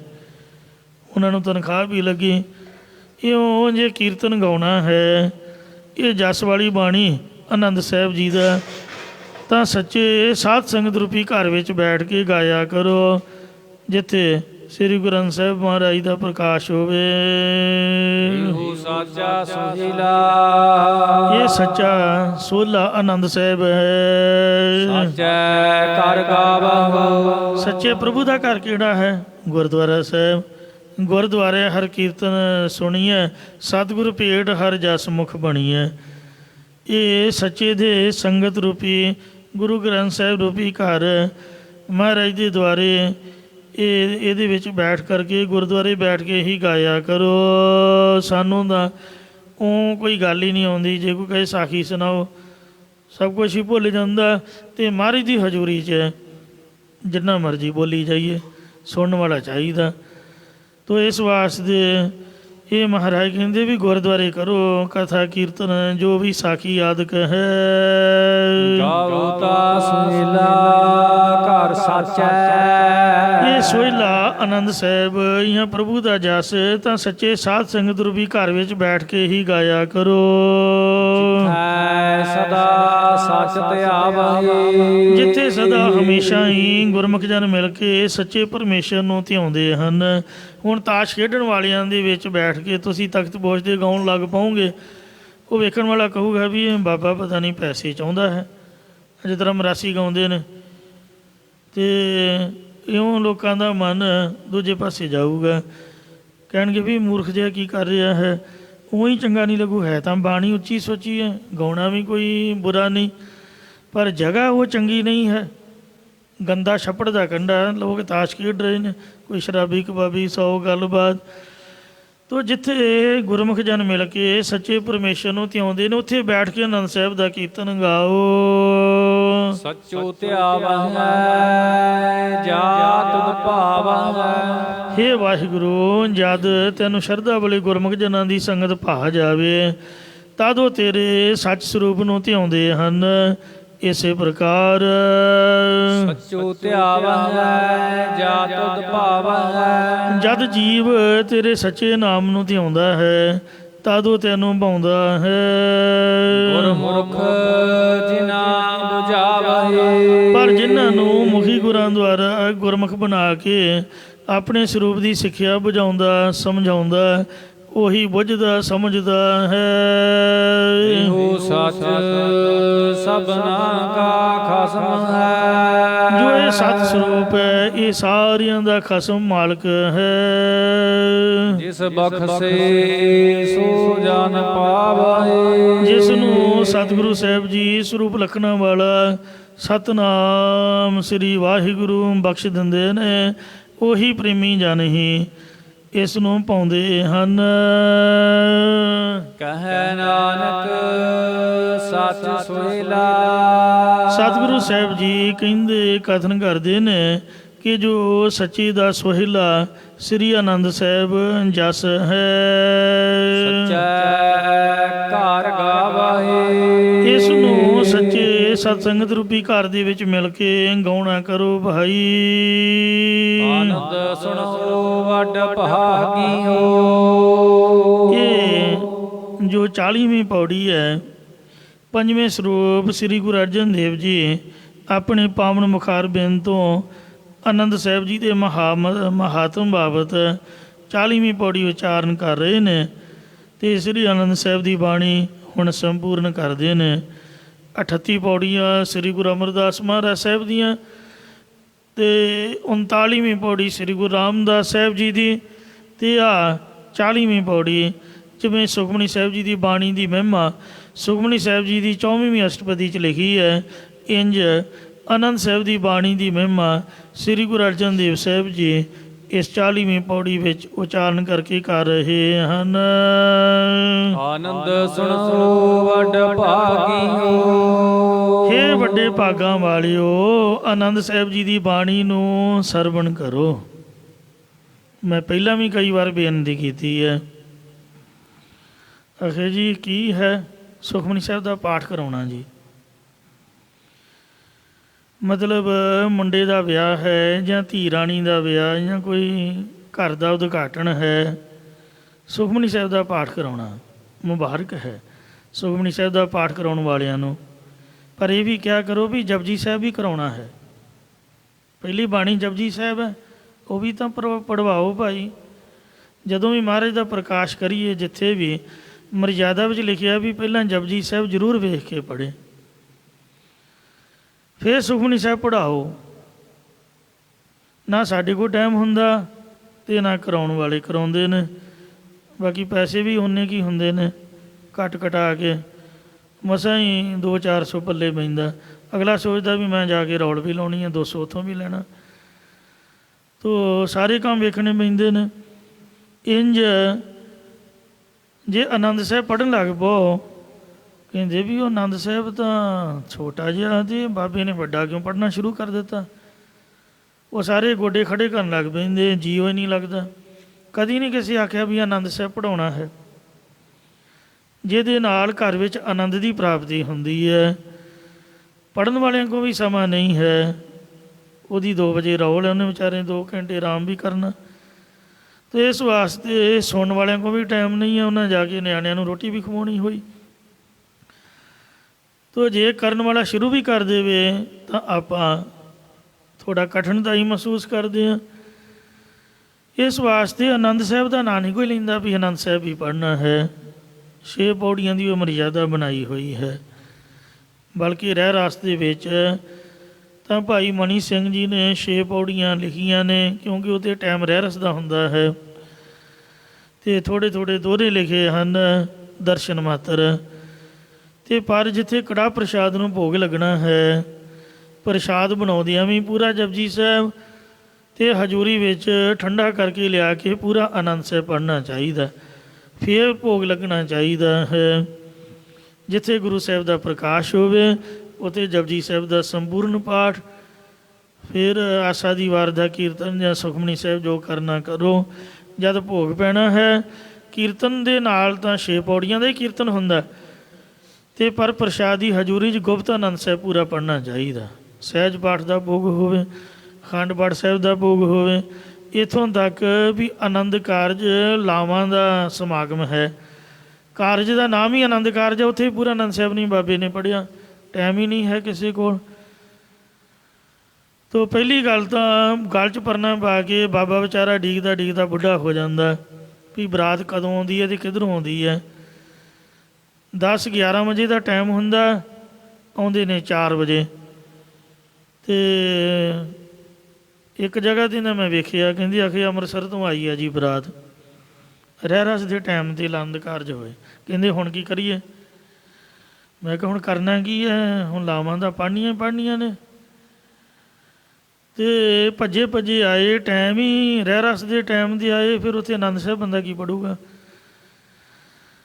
ਸੁਣਨ ਵਾਲੇ ਵੀ ਕਿੱਥੋਂ ਸੁਣਨਗੇ? ਸਭ ਤੋਂ ਪਹਿਲਾਂ ਇਹ ਮਰਜ਼ਾਦਾ ਬੰਨ੍ਹਣੀ ਚਾਹੀਦੀ ਹੈ ਕਿ ਜਦੋਂ ਵੀ ਬਰਾਤ ਘਰੋਂ ਚੱਲ ਕੇ ਅਗਲੇ ਘਰ ਢੁਕਾ ਕਰੇ, ਆਪਦੀਆਂ ਮਿਲਣੀਆਂ ਮੁਲਣੀਆਂ ਜਫੀਆਂ ਜੁਫੀਆਂ ਬਾਅਦ 'ਚ ਪਾਏ, ਪਹਿਲਾਂ ਸਿੱਧਾ ਗੁਰਦੁਆਰੇ ਆਏ, ਪਹਿਲਾਂ ਨਾਮਾਂ ਦਾ ਪਾਠ ਕਰਕੇ ਆਨੰਦ ਕਾਰਜ ਹੋ ਜਾਣ। ਮੁੜ ਕੇ ਲੋਕ ਉਲਟਾ ਸਿੱਧਾ ਖਾ ਕੇ ਕਈ ਡਿੱਗ ਵੀ ਪੈਂਦੇ ਨੇ, ਮੁੜ ਕੇ ਜਿੱਥੇ ਮਰਜ਼ੀ ਤੁਰਿਆ ਫਿਰੇ, ਖਾਏ ਪੀਏ, ਜੋ ਮਰਜ਼ੀ ਕਰੇ, ਨੱਚੇ ਗਾਵੇ। ਜਿਹੜਾ ਕਾਰਜ ਜਿਸ ਵਾਸਤੇ ਸਭ ਕੁਛ ਇੰਨਾ ਕੀਤਾ ਹੋਇਆ, ਉਹ ਪਹਿਲਾ ਆਨੰਦ ਕਾਰਜ 12 ਵਜੇ ਤੋਂ ਪਹਿਲਾਂ ਹੋਣ ਤਾਂ ਕਿੰਨਾ ਰਸ ਬਣੇ। ਔਰ ਆਨੰਦ ਕਾਰਜਾਂ ਦੇ ਵਕਤ ਪੂਰਾ ਆਨੰਦ ਸਾਹਿਬ ਦਾ ਪਾਠ ਹੋਣਾ ਚਾਹੀਦਾ। ਉੱਚੀ ਬੋਲ ਕੇ ਹੋਵੇ ਤਾਂ ਕਿੰਨਾ ਆਨੰਦ ਆਵੇ, ਪਰ ਜੇ ਉੱਚੀ ਬੋਲ ਕੇ ਨਾ ਸੁਣਿਆ ਜਾਏ ਤਾਂ ਗੁਪਤ ਰੂਪ ਦੇ ਵਿੱਚ 40 ਪੌੜੀਆਂ ਸ੍ਰੀ ਆਨੰਦ ਸਾਹਿਬ ਜੀ ਦੀਆਂ ਜ਼ਰੂਰ ਪਾਠ ਪੜ੍ਹਨਾ ਚਾਹੀਦਾ। ਮਤਲਬ ਕਹਿਣ ਦਾ ਕਿ 5 ਪਿਆਰੇ ਜਦ ਅੰਮ੍ਰਿਤ ਸੰਚਾਰ ਕਰਦੇ ਨੇ, 10ਵੀਂ ਦੇ ਦਿਹਾੜੇ 'ਤੇ ਇੱਥੇ ਵੀ ਹੁੰਦਾ, ਉਹ ਪੱਕੀ ਮਰਜ਼ਾਦਾ ਅੰਮ੍ਰਿਤ ਸੰਚਾਰ ਦੀ ਕਿ ਜਦ ਵੀ ਅੰਮ੍ਰਿਤ ਸੰਚਾਰ ਸਮਾਪਤ ਹੁੰਦਾ ਹੈ ਤਾਂ ਕੜਾਹ ਪ੍ਰਸ਼ਾਦੀ ਹਜ਼ੂਰੀ 'ਚ 3 ਆਨੰਦ ਸਾਹਿਬ ਦੇ 40 ਪੌੜੀਆਂ ਸੰਪੂਰਨ ਪਾਠ ਕੀਤੇ ਜਾਂਦੇ, ਫਿਰ ਭੋਗ ਲਾਉਂਦੇ ਹਨ। ਗੁਰਮਤਿ ਮਰਜ਼ਾਦਾ 'ਚ ਮਹਾਂਪੁਰਖਾਂ ਨੇ ਪੋਥੀ ਪਾਠ ਦਰਪਣ 'ਚ ਵੀ ਲਿਖਿਆ ਹੋਇਆ ਕਿ ਸੰਪਟ ਲਾ ਕੇ 3 ਪਾਠ ਕਰੇ, ਜਿਹਦਾ ਸਖਤ ਕਾਰਜ ਹੋਵੇ। ਪਹਿਲਾ ਮੂਲ ਮੰਤਰ, ਫਿਰ ਗੁਰ ਮੰਤਰ, ਫਿਰ ਜਾਪ ਸਾਹਿਬ ਦੀ ਪਹਿਲੀ ਪੌੜੀ, ਪੂਰਾ 40 ਪੌੜੀਆਂ ਆਨੰਦ ਸਾਹਿਬ, ਫਿਰ ਮੁੰਦਾਵਣੀ ਮਹੱਲਾ, ਫਿਰ ਸਲੋਕ ਮਹੱਲਾ 5ਵਾਂ, ਫਿਰ ਚਾਚਰੀ ਛੰਦ ਗੋਬਿੰਦੇ ਮੁਕੰਦੇ ਜਾਪ ਸਾਹਿਬ ਦਾ ਵਿਚਕਾਰਲਾ ਛੰਦ, ਫਿਰ ਆਖਰੀ ਨਮਸਤਲ ਪ੍ਰਣਾਮੇ ਪੜ੍ਹ ਕੇ ਸ਼ਲੋਕ ਪਵਨ ਗੁਰੂ ਪਾਣੀ ਪਿਤਾ ਕਹਿ ਕੇ ਫਤਿਹ ਬੁਲਾਏ। ਇਹ 3 ਵਾਰ ਰਿਪੀਟ ਕਰੇ ਤਾਂ ਕਠਿਨ ਤੋਂ ਕਠਿਨ ਕਾਰਜ ਵੀ ਅਰਦਾਸ ਕਰਕੇ ਪ੍ਰਸ਼ਾਦ ਨੂੰ ਭੋਗ ਲੱਗਣ ਤੋਂ ਸਾਧ ਸੰਗਤ ਜੀ ਉਹ ਸੰਪੂਰਨ ਹੋ ਜਾਂਦਾ ਹੈ। ਇਹ ਆਨੰਦ ਸਾਹਿਬ ਦੀ ਬਾਣੀ ਦਾ ਬਹੁਤ ਜ਼ਿਆਦਾ ਮਹਾਤਮ ਹੈ। ਆਰੰਭ ਦੇ ਵਕਤ ਵੀ ਬੇਨਤੀ ਕੀਤੀ ਸੀਗੀ ਕਿ ਇੱਕ ਸਿੱਖ ਕਲਗੀਧਰ ਮਹਾਰਾਜ ਦੇ ਚਰਨਾਂ ਵਿੱਚ ਹਾਜ਼ਰ ਹੋਇਆ, ਕਹਿੰਦਾ ਜੀ ਮੈਨੂੰ ਬ੍ਰਹਮ ਗਿਆਨ ਦੀ ਬਖਸ਼ਿਸ਼ ਕਰੋ। ਅਤੇ ਗੁਰੂ ਸਾਹਿਬ ਨੇ ਗ੍ਰੰਥੀ ਸਿੰਘ ਕੋਲੋਂ ਸੰਥਿਆ ਕਰਨ ਲਈ ਭੇਜਿਆ। ਜਦ ਉਹਦੀ ਸੰਥਿਆ ਆਨੰਦ ਸਾਹਿਬ 'ਤੇ ਆਈ, ਉਹਨੇ ਇੱਕੋ ਹੀ ਪੰਕਤੀ ਪੜ੍ਹੀ, ਆਨੰਦ ਭਇਆ ਮੇਰੀ ਮਾਏ ਸਤਿਗੁਰੂ ਮੈਂ ਪਾਇਆ, ਸਤਿਗੁਰ ਤਾਂ ਪਾਇਆ ਸਹਿਜ ਛੇਤੀ ਮਨ ਵਜੀਆਂ ਵਾਧਾਈਆਂ। ਉਸ ਤੋਂ ਬਾਅਦ ਉਹਨੂੰ ਇੰਨਾ ਬ੍ਰਹਮਾਨੰਦ ਪ੍ਰਾਪਤ ਹੋਇਆ ਕਿ ਉਹਨੇ ਬਾਣੀ ਦੀ ਸੰਥਿਆ ਨੂੰ ਜ਼ਰੂਰੀ ਨਹੀਂ ਸਮਝਿਆ, ਆਨੰਦ ਵਿੱਚ ਮਸਤ ਹੋ ਗਿਆ। ਮਹੀਨੇ ਕੁ ਬਾਅਦ ਗੁਰੂ ਜੀ ਨੇ ਗ੍ਰੰਥੀ ਨੂੰ ਬੁਲਾਇਆ ਕਿ ਸਿੰਘ ਕਿੰਨਾ ਕੁ ਪੜ੍ਹ ਗਿਆ। ਕਹਿੰਦਾ ਜੀ ਉਹ ਤਾਂ ਆਨੰਦ ਸਾਹਿਬ ਦੀ ਪਹਿਲੀ ਪੌੜੀ ਪੜ੍ਹ ਕੇ ਮੁੜ ਕੇ ਆਇਆ ਹੀ ਨਹੀਂ।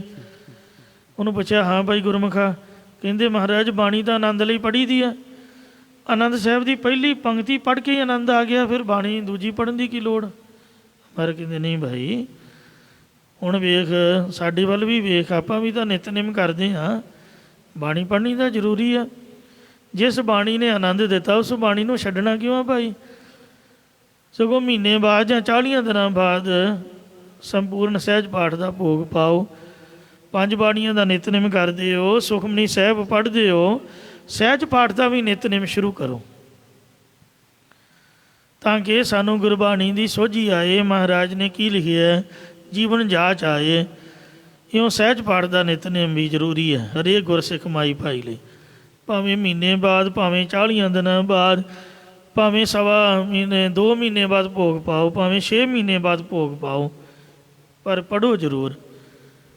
ਆਹ ਸੋਲਖੀਆਂ ਵਾਲੇ ਗਿਆਨੀ ਮਨਦੀਪ ਸਿੰਘ ਜੀ, ਉਹਨਾਂ ਦਾ ਵਟਸਐਪ ਦੇ ਗਰੁੱਪ ਬਣਿਆ ਹੋਇਆ ਸਹਿਜ ਪਾਠ ਗਰੁੱਪ, ਉਹ ਪੱਕਾ ਹੀ ਰੋਜ਼ ਡੇਲੀ 5 ਅੰਗ ਸਹਿਜ ਪਾਠ ਦੇ ਕਰਕੇ ਪਾਉਂਦੇ ਨੇ। ਬੜੀ ਸੁਰੀਲੀ ਸੁੰਦਰ ਆਵਾਜ਼ ਹੈ, ਇੰਝ ਆਪਾਂ ਸੁਣ ਵੀ ਸਕਦੇ ਹਾਂ।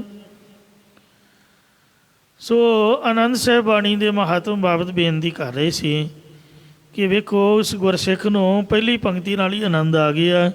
ਇਉਂ 5 ਪਿਆਰੇ ਸਾਹਿਬਾਨ ਇਸ ਬਾਣੀ ਦਾ ਮਹਾਤਮ ਇਹ ਦਰਸਾਉਂਦੇ ਨੇ ਕਿ ਇਹ ਬ੍ਰਹਮਾਨੰਦ ਦੀ ਪ੍ਰਾਪਤੀ ਲਈ ਪੜ੍ਹੀ ਜਾਂਦੀ ਹੈ। ਜਿਹੜਾ ਇਸ ਦਾ ਅਭਿਆਸ ਕਰਦਾ ਉਹਦੀ ਜ਼ਿੰਦਗੀ 'ਚ ਖੁਸ਼ੀਆਂ ਹੀ ਖੁਸ਼ੀਆਂ, ਖੇੜੇ ਹੀ ਖੇੜੇ। ਇਸ ਲਈ ਵਿਆਹ ਦੇ ਉੱਪਰ ਜ਼ਰੂਰ ਆਨੰਦ ਸਾਹਿਬ ਦਾ ਪੂਰਾ 40 ਪੌੜੀਆਂ ਪਾਠ ਆਪ ਕਰੋ ਅਤੇ ਦੂਜਿਆਂ ਕੋਲੋਂ ਸੁਣੋ। ਮਹਾਰਾਜ ਕਹਿੰਦੇ ਨੇ ਇਹ ਵੱਡੇ ਭਾਗਾਂ ਵਾਲਿਓ, ਆਨੰਦ ਸਾਹਿਬ ਜੀ ਦੀ ਬਾਣੀ ਜਿਹੜੀ ਸਰੂਪ ਦੇ ਆਨੰਦ ਪ੍ਰਾਪਤ ਕਰਾਉਣ ਵਾਲੀ ਹੈ, ਜ਼ਰੂਰ ਪੜ੍ਹਿਆ ਕਰੋ ਅਤੇ ਸੁਣਿਆ ਕਰੋ। ਇਸੇ ਪ੍ਰਕਾਰ ਆਨੰਦ ਸੁਣ ਵੱਡ ਭਾਗੀ ਹੋ। ਸਿੰਘ ਨੇ ਜਿਸ ਤਰ੍ਹਾਂ ਪਾਠ ਕੀਤਾ ਹੈ, ਆਨੰਦ ਪਾਠ ਹੀ ਸ਼ੁੱਧ ਹੈ, ਟਿੱਪੀ ਤੋਂ ਬਗੈਰ ਹੈ। ਬਿੰਦੀ ਤਾਂ ਆਪਾਂ ਕਈ ਵਾਰ ਨੱਕ 'ਚ ਬੋਲ ਲੈਂਦੇ ਹਾਂ, ਪਰ ਟਿੱਪੀ ਲਾਉਣ ਦਾ ਅਧਿਕਾਰ ਨਹੀਂ ਹੈ। ਇਹ ਪੂਰੀ ਮਾਤਰਾ ਹੈ।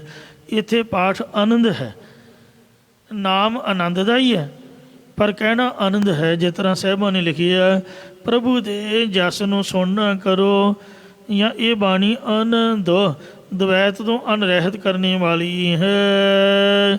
ਇਹਨੂੰ ਸੁਣਿਆ ਕਰੋ ਅਤੇ ਇਹਨੂੰ ਪੜ੍ਹਿਆ ਕਰੋ।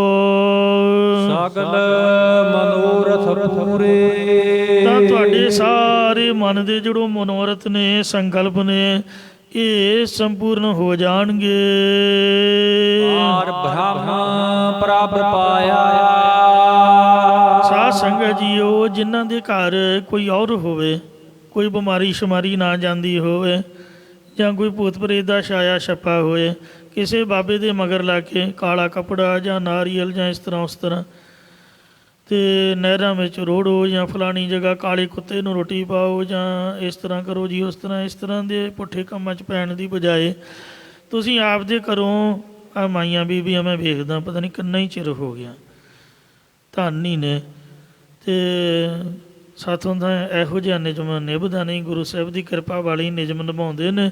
ਆਪਦੇ ਘਰੋਂ ਵੇਖੋ ਕਿੰਨਾ ਬੰਦਾ ਸਵਖਤੇ ਉੱਠਦਾ ਹੋਊਗਾ, ਅਗਰ ਇਸ਼ਨਾਨ ਪਾਣ ਕਰਕੇ ਉਹ ਰਸੋਈ 'ਚ ਜਾ ਕੇ ਪ੍ਰਸ਼ਾਦ ਬਣਾਉਂਦਾ, ਚੱਲ ਕੇ ਆਉਣਾ, ਲੈ ਕੇ ਆਉਣਾ, ਬੜੇ ਪਿਆਰ ਸਤਿਕਾਰ ਨਾਲ, ਕਈ ਬਲਾਮਤਾਂ, ਕਈ ਬਿਮਾਰੀਆਂ ਜੋ ਸਾਡੇ ਮਗਰ ਬਦ ਬਲਾਵਾਂ ਪਈਆਂ ਹੋਈਆਂ। ਜੇ ਤੁਸੀਂ ਮਿੱਠਾ ਲਿਆਓ ਗੁਰਦੁਆਰੇ, ਗੁੜ ਲੈ ਕੇ ਆਓ, ਪਤਾਸੇ ਲੈ ਕੇ ਆਓ, ਮਿਸ਼ਰੀ ਲੈ ਕੇ ਆਓ, ਮਿੱਠਾ ਪ੍ਰਸ਼ਾਦ ਜੋ ਗੁਰੂ ਘਰ ਦੇ ਵਿੱਚ ਪ੍ਰਵਾਨਿਤ ਹੈ, ਅਤੇ ਕੜਾਹ ਪ੍ਰਸ਼ਾਦ ਲੈ ਕੇ ਆਓ, ਅਰਦਾਸ ਕਰਾਓ ਗੁਰੂ ਮਹਾਰਾਜ ਦੇ ਚਰਨਾਂ ਦੇ ਵਿੱਚ, ਅਤੇ ਕਿੰਨੀਆਂ ਬਲਾਮਤਾਂ ਸਾਡੇ ਮਗਰੋਂ ਲੈਣ। ਇਸ ਲਈ ਆਨੰਦ ਸਾਹਿਬ ਪੜ੍ਹ ਕੇ ਜੋ ਪ੍ਰਸ਼ਾਦ ਨੂੰ ਭੋਗ ਲਾ ਕੇ ਅਰਦਾਸ ਕਰਨੀ ਹੈ, ਇਹਦੇ ਨਾਲ ਸਾਰੇ ਤੁਹਾਡੇ ਸੰਕਲਪ ਮਨੋਰਥ ਪੂਰੇ ਹੋ ਜਾਣਗੇ। ਦੁਖ ਰੋਗ ਸੰਤਾਪ ਉਤਰੇ। ਇੱਕ ਪੰਕਤੀ ਦੀ ਬੰਕ ਵੱਜ ਗਈ। ਪਾਰ ਬ੍ਰਹਮ ਪ੍ਰਭ ਪਾਇਆ।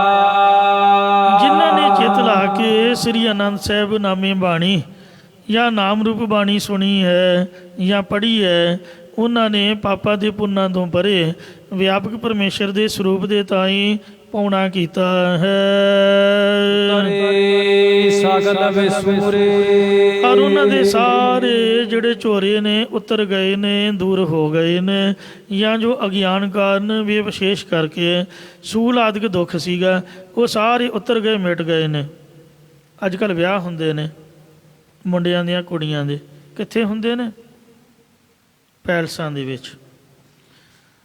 ਅਤੇ ਮੈਂ ਵੇਖਿਆ ਹੈ, ਮੈਨੂੰ ਕਿਸੇ ਹੋਰ ਤਰੀਕੇ ਦੇ ਨਾਲ ਗੱਲ ਨਾ ਲਿਓ, ਇੱਕ ਲੌਜਿਕ ਹੈ, ਸੋਚਿਓ ਘਰ ਬੈਠ ਕੇ।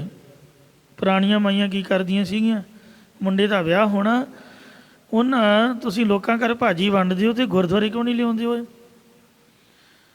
7 ਬਗਾਨਿਆਂ ਨੂੰ ਬੁਲਾ ਕੇ ਰੋਟੀ ਖਵਾਉਂਦੇ ਹੋ, ਅਤੇ ਪਹਿਲਾਂ ਗੁਰਦੁਆਰੇ ਤਾਂ ਲੈ ਕੇ ਮਹਾਰਾਜ ਨੂੰ ਤਾਂ ਭੋਗ ਲਵਾਓ।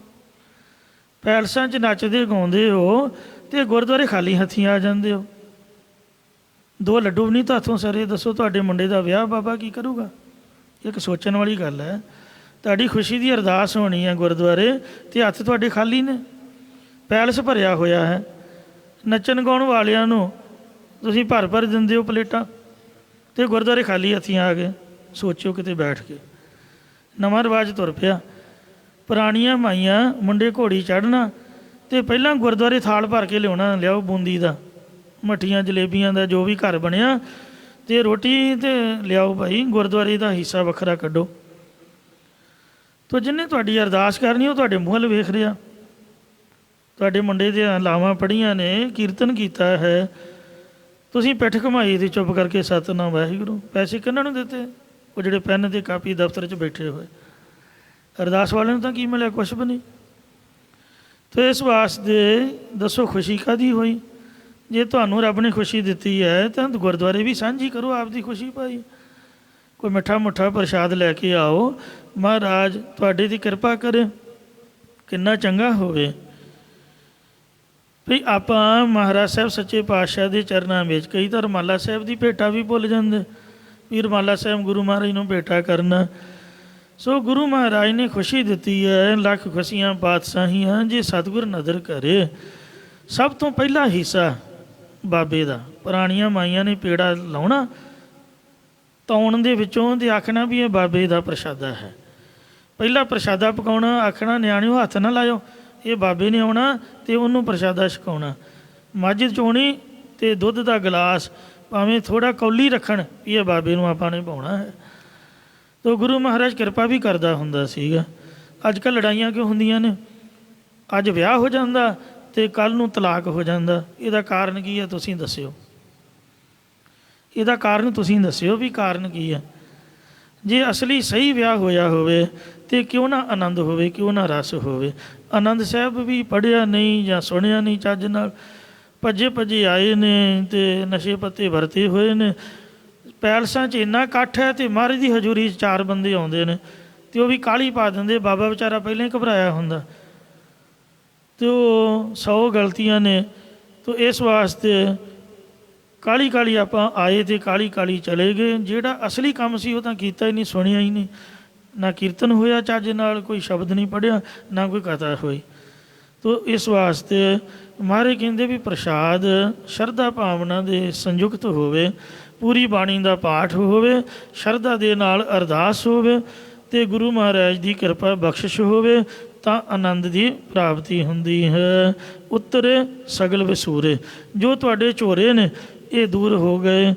ਅਗਿਆਨ ਕਾਰਨ ਜੋ ਵਿਸ਼ੇਸ਼ ਕਰਕੇ ਸੂਲਾਤਕ ਦੁੱਖ ਸੀਗਾ ਉਹ ਸਾਰੇ ਉਤਰ ਗਏ, ਮਿਟ ਗਏ ਹਨ। ਦੁਖ ਰੋਗ ਸੰਤਾਪ ਉਤਰੇ, ਉਹਦੇ ਦੁੱਖ ਵੀ ਗਏ, ਸਰੀਰਕ ਰੋਗ ਵੀ ਗਏ, ਹੰਕਾਰ ਆਦਿਕ ਰੋਗ ਵੀ ਗਏ, ਮਨ ਦੇ ਸੰਗ ਭਲੀ ਪ੍ਰਕਾਰ ਜੋ ਤਪਾਉਣ ਵਾਲੇ 3 ਤਾਪ ਨੇ ਉਹ ਵੀ ਚਲੇ ਗਏ। ਤੀਨੇ ਤਾਪ ਨਿਵਾਰਨ ਹਾਰਾ, ਦੁਖ ਹੰਤਾ ਸੁਖ ਰਾਸ, ਤਾਕੋ ਵਿਘਨ ਨ ਕੋ ਲਾਗੈ, ਜਾ ਕੀ ਪ੍ਰਭ ਆਗੇ ਅਰਦਾਸ। ਸੁਣੀ ਸੱਚੀ ਬਾਣੀ, ਜਿਨ੍ਹਾਂ ਨੇ ਸੱਚੀ ਨਾਮ ਅੰਮ੍ਰਿਤ ਰੂਪ ਬਾਣੀ ਨੂੰ ਸੁਣਿਆ ਉਹਨਾਂ ਦੇ ਜੰਮਣ ਮਰਨ ਦੇ ਦੁੱਖ, ਹੰਕਾਰ, ਰੋਗ ਆਦਿਕ ਜੋ ਅਪ੍ਰਾਪਤੀ ਦੀ ਪ੍ਰਾਪਤੀ ਰੂਪ ਇੱਛਾ ਸੀ ਉਹ ਸਾੜ ਆਦਿਕ ਸਾਰੇ ਉਤਰ ਗਏ, ਸਭ ਦੂਰ ਹੋ ਗਏ ਹਨ।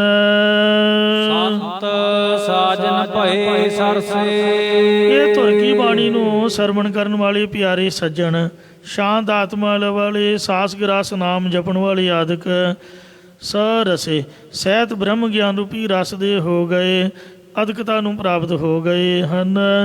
ਇਸੇ ਪ੍ਰਕਾਰ ਸੰਤ ਸਾਜਨ ਭਏ ਸਰਸੇ, ਸ਼੍ਰਵਣ ਮੰਨਨ ਅਧਿਆਸਨ ਰੂਪੀ ਸੰਤ, ਤਤ ਤੁਅੰਗ ਦਾ ਸੰਸ਼ੋਧਨ ਰੂਪੀ ਸੱਜਣ ਆਦਿਕ ਸਾਰੇ ਸਹਿਤ ਰਸ ਦੇ ਅਦਕਤਾ ਨੂੰ ਪ੍ਰਾਪਤ ਹੋ ਗਏ ਹਨ।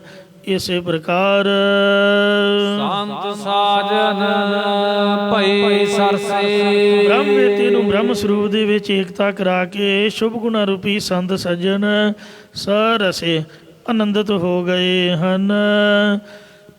ਇਸੇ ਪ੍ਰਕਾਰ ਸੰਤ ਸਾਜਨ ਭਏ ਸਰਸੇ, ਇਹ ਜਿਹੜੀ ਗੁਰਬਾਣੀ ਹੈ ਇਹਨੂੰ ਜਿਹੜੇ ਪਾਸੇ ਮਰਜ਼ੀ ਲਾ ਲਓ, ਸਾਰੇ ਅਰਥ ਵਿੱਚੋਂ ਨਿਕਲ ਸਕਦੇ ਨੇ। ਆਪਦੀ ਬੁੱਧੀ ਦੇ ਮੁਤਾਬਕ ਜਿਸ ਤਰ੍ਹਾਂ ਕਿਸੇ ਦੀ ਮੱਤ ਹੈ, ਲੋਕਾਂ ਦੀ ਬੁੱਧੀ ਵਿਗੜੀ ਹੋਈ ਹੈ, ਵਿਗੜੇ ਹੋਏ ਲੋਕ ਕੀ ਅਰਥ ਕਰਦੇ ਨੇ?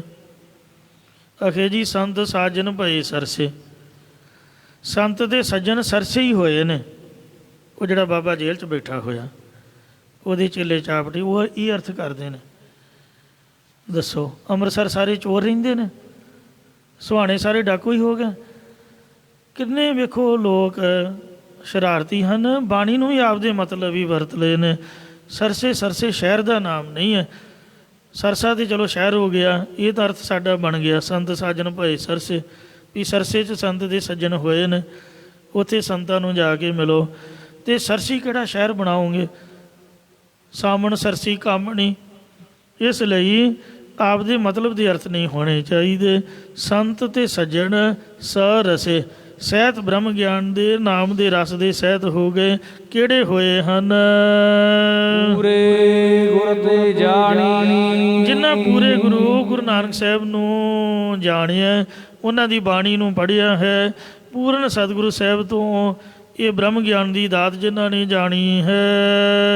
ਸੁਣਤੇ ਪੁਨੀਤ ਕਹਤੇ ਪਵਿੱਤ, 3 ਵਾਰ ਪਵਿੱਤਰ ਆਖੋ ਤੇ ਇੱਕ ਪੁਨੀਤ ਬਣਦਾ। ਪਵਿੱਤਰ ਪਵਿੱਤਰ ਪਵਿੱਤਰ ਪੁਨੀਤ। ਇਹ ਧੁਰ ਕੀ ਬਾਣੀ ਨੂੰ ਸੁਣਨ ਵਾਲੇ ਪੁਨੀਤ ਪਵਿੱਤਰ ਨੇ, 3 ਗੁਣਾ ਵੱਧ ਫਲ ਰੱਖਦੇ ਨੇ, ਕਿਉਂਕਿ ਸੁਣਨਾ ਬੜਾ ਕਠਿਨ ਹੈ ਅਤੇ ਕਹਿਣ ਵਾਲੇ ਪਵਿੱਤਰ ਹਨ। ਇਉਂ ਮਹਾਰਾਜ ਨੇ ਆਖਿਆ ਕਿ ਕਹਿਤੇ ਪਵਿੱਤਰ ਸੁਣਤੇ ਸਭ ਧਨ, ਲਿਖਤੀ ਕੁਲ ਤਾਰਿਆ ਜੀਓ। ਲਿਖਣ ਵਾਲੇ ਦੀਆਂ ਕੁਲਾਂ ਤਰ ਗਈਆਂ, ਕਹਿਣ ਵਾਲੇ ਪਵਿੱਤਰ ਹੋ ਗਏ, ਸੁਣਨ ਵਾਲੇ ਪੁਨੀਤ ਹੋ ਗਏ। ਸਤਿਗੁਰ ਰਹਿਆ ਭਰਪੂਰੇ, ਕਿਉਂਕਿ ਸੱਚਾ ਗੁਰੂ ਸ਼ਰਵਣ ਅਤੇ ਕਥਨ ਕਰਨ ਵਾਲਿਆਂ ਦੋਹਾਂ ਦੇ ਵਿੱਚ ਵਿਆਪਕ ਹੋ ਰਿਹਾ ਹੈ। ਜਾਂ ਇਸੇ ਪ੍ਰਕਾਰ ਸਤਿਗੁਰ ਰਹਿਆ ਭਰਪੂਰੇ, ਸਤਿਗੁਰੂ ਦਾ ਜਸ ਪਰਿਪੂਰਨ ਹੋ ਰਿਹਾ। ਜਾਂ ਇਸ ਧੁਰ ਕੀ ਬਾਣੀ ਵਿੱਚ ਤ੍ਰੈ ਕਾਲ ਆਬਾਦ ਅਤੇ ਚੇਤਨ ਪ੍ਰਭੂ ਦਾ ਜਸ ਨਾਮ ਪਰਿਪੂਰਨ ਹੋ ਰਿਹਾ ਹੈ। ਬਿਨਵੰਤ ਨਾਨਕ ਗੁਰ ਚਰਨ ਲਾਗੇ, ਸਤਿਗੁਰੂ ਸਾਹਿਬ ਜੀ ਬੇਨਤੀ ਪੂਰਵਕ ਕਥਨ ਕਰਦੇ ਹਨ ਕਿ ਜਿਹੜੇ ਪੂਰੇ ਗੁਰਾਂ ਦੇ ਚਰਨਾਂ ਵਿੱਚ ਲੱਗੇ ਹਨ, ਵਾਜੇ ਅਨਹਦ ਪੂਰੇ, ਉਹਨਾਂ ਦੇ ਹਿਰਦੇ ਅੰਦਰ ਇੱਕ ਰਸ ਜਸ ਰੂਪੀ ਨਾਮ ਰੂਪੀ ਵਾਜੇ ਵਜਾਉਂਦੇ ਨੇ। ਇੱਕ ਰਸ ਤੂਰ ਸੰਗਿਆ ਵਾਲੇ ਵਾਜੇ ਸ਼ੀਘਰ ਹੀ ਵੱਜ ਆਉਂਦੇ ਨੇ। ਜੋ ਬਾਹਰਲਾ ਸੰਗੀਤ ਹੈ ਇਹ ਮੋਟਾ ਹੋਣ ਕਰਕੇ ਇਹਨਾਂ ਆਨੰਦ ਵਾਲਾ ਨਹੀਂ। ਅੰਦਰਲਾ ਸੰਗੀਤ ਬੜੇ ਆਨੰਦਮਈ ਧੁਨੀ ਵਾਲਾ, ਤੰਤੀ ਸਾਜਾਂ ਤੋਂ ਵੀ ਬਰੀਕ, ਜੇ ਵਾਹਿਗੁਰੂ ਦੇ ਨਾਮ ਵਿੱਚ ਚਿੱਤ ਜੁੜ ਜਾਏ। ਇੱਥੇ ਸਾਧ ਸੰਗਤ ਜੀ ਉਹ 40 ਅੰਕ ਲਿਖੇ ਨੇ, ਫਿਰ ਬਾਅਦ ਵਿੱਚ ਇੱਕ ਅੰਕ ਪਾਇਆ। 40 ਅੰਕ ਤੋਂ ਭਾਵ ਹੈ ਕਿ ਇਸ ਬਾਣੀ ਦੀਆਂ 40 ਪੌੜੀਆਂ। ਇੱਕ ਦਾ ਭਾਵ ਇਹ ਹੈ ਕਿ ਆਨੰਦ ਸਾਹਿਬ ਦੀ ਇੱਕ ਬਾਣੀ ਹੈ, ਦੋ ਬਾਣੀਆਂ ਨੇ, ਇੱਕੋ ਹੀ ਬਾਣੀ ਦੀਆਂ 40 ਪੌੜੀਆਂ ਸੰਪੂਰਨ ਹੋਈਆਂ ਨੇ। ਇਹ ਬਾਣੀ ਆਨੰਦ ਸਰੂਪ ਦੀ ਪ੍ਰਾਪਤੀ ਕਰਾਉਣ ਵਾਲੀ। ਇਸ ਬਾਣੀ ਦਾ ਨਾਮ ਆਨੰਦ, ਜੋ ਪੜ੍ਹਨ ਸੁਣਨ ਵਾਲਿਆਂ ਨੂੰ ਆਤਮਿਕ ਆਨੰਦ ਦੇਣ ਵਾਲੀ, ਮੰਨਣ ਕਰਨ ਵਾਲਿਆਂ ਨੂੰ ਭਗਤੀ ਦੇ ਵਿਰਾਗ ਦੇਣ ਵਾਲੀ, ਨਿਧਿਆਸਨ ਕਰਨ ਵਾਲੇ ਨੂੰ ਮੁਕਤੀ ਅਤੇ ਪਰਮੇਸ਼ਰ ਦੀ ਪ੍ਰਾਪਤੀ ਕਰਾਉਣ ਵਾਲੀ ਹੈ। ਜਿਵੇਂ ਗੁਰਪ੍ਰਤਾਪ ਸੂਰਜ ਗ੍ਰੰਥ 'ਚ ਇਸ ਦਾ ਮਹਾਤਮ ਇੰਝ ਲਿਖਿਆ ਹੈ। ਆਨੰਦ ਮੂਲ ਬਾਣੀ ਸ਼ੁਭ ਕਰੀ, ਆਨੰਦ ਦਾ ਮੁੱਢ ਇਹ ਸੋਹਣੀ ਬਾਣੀ ਰਚੀ ਹੈ। ਭਗਤ ਵੈਰਾਗ ਗਿਆਨ ਸੁਣ ਭਰੀ, ਜੋ ਭਗਤੀ ਗਿਆਨ ਅਤੇ ਵੈਰਾਗ ਨਾਲ ਭਰੀ ਹੋਈ ਹੈ।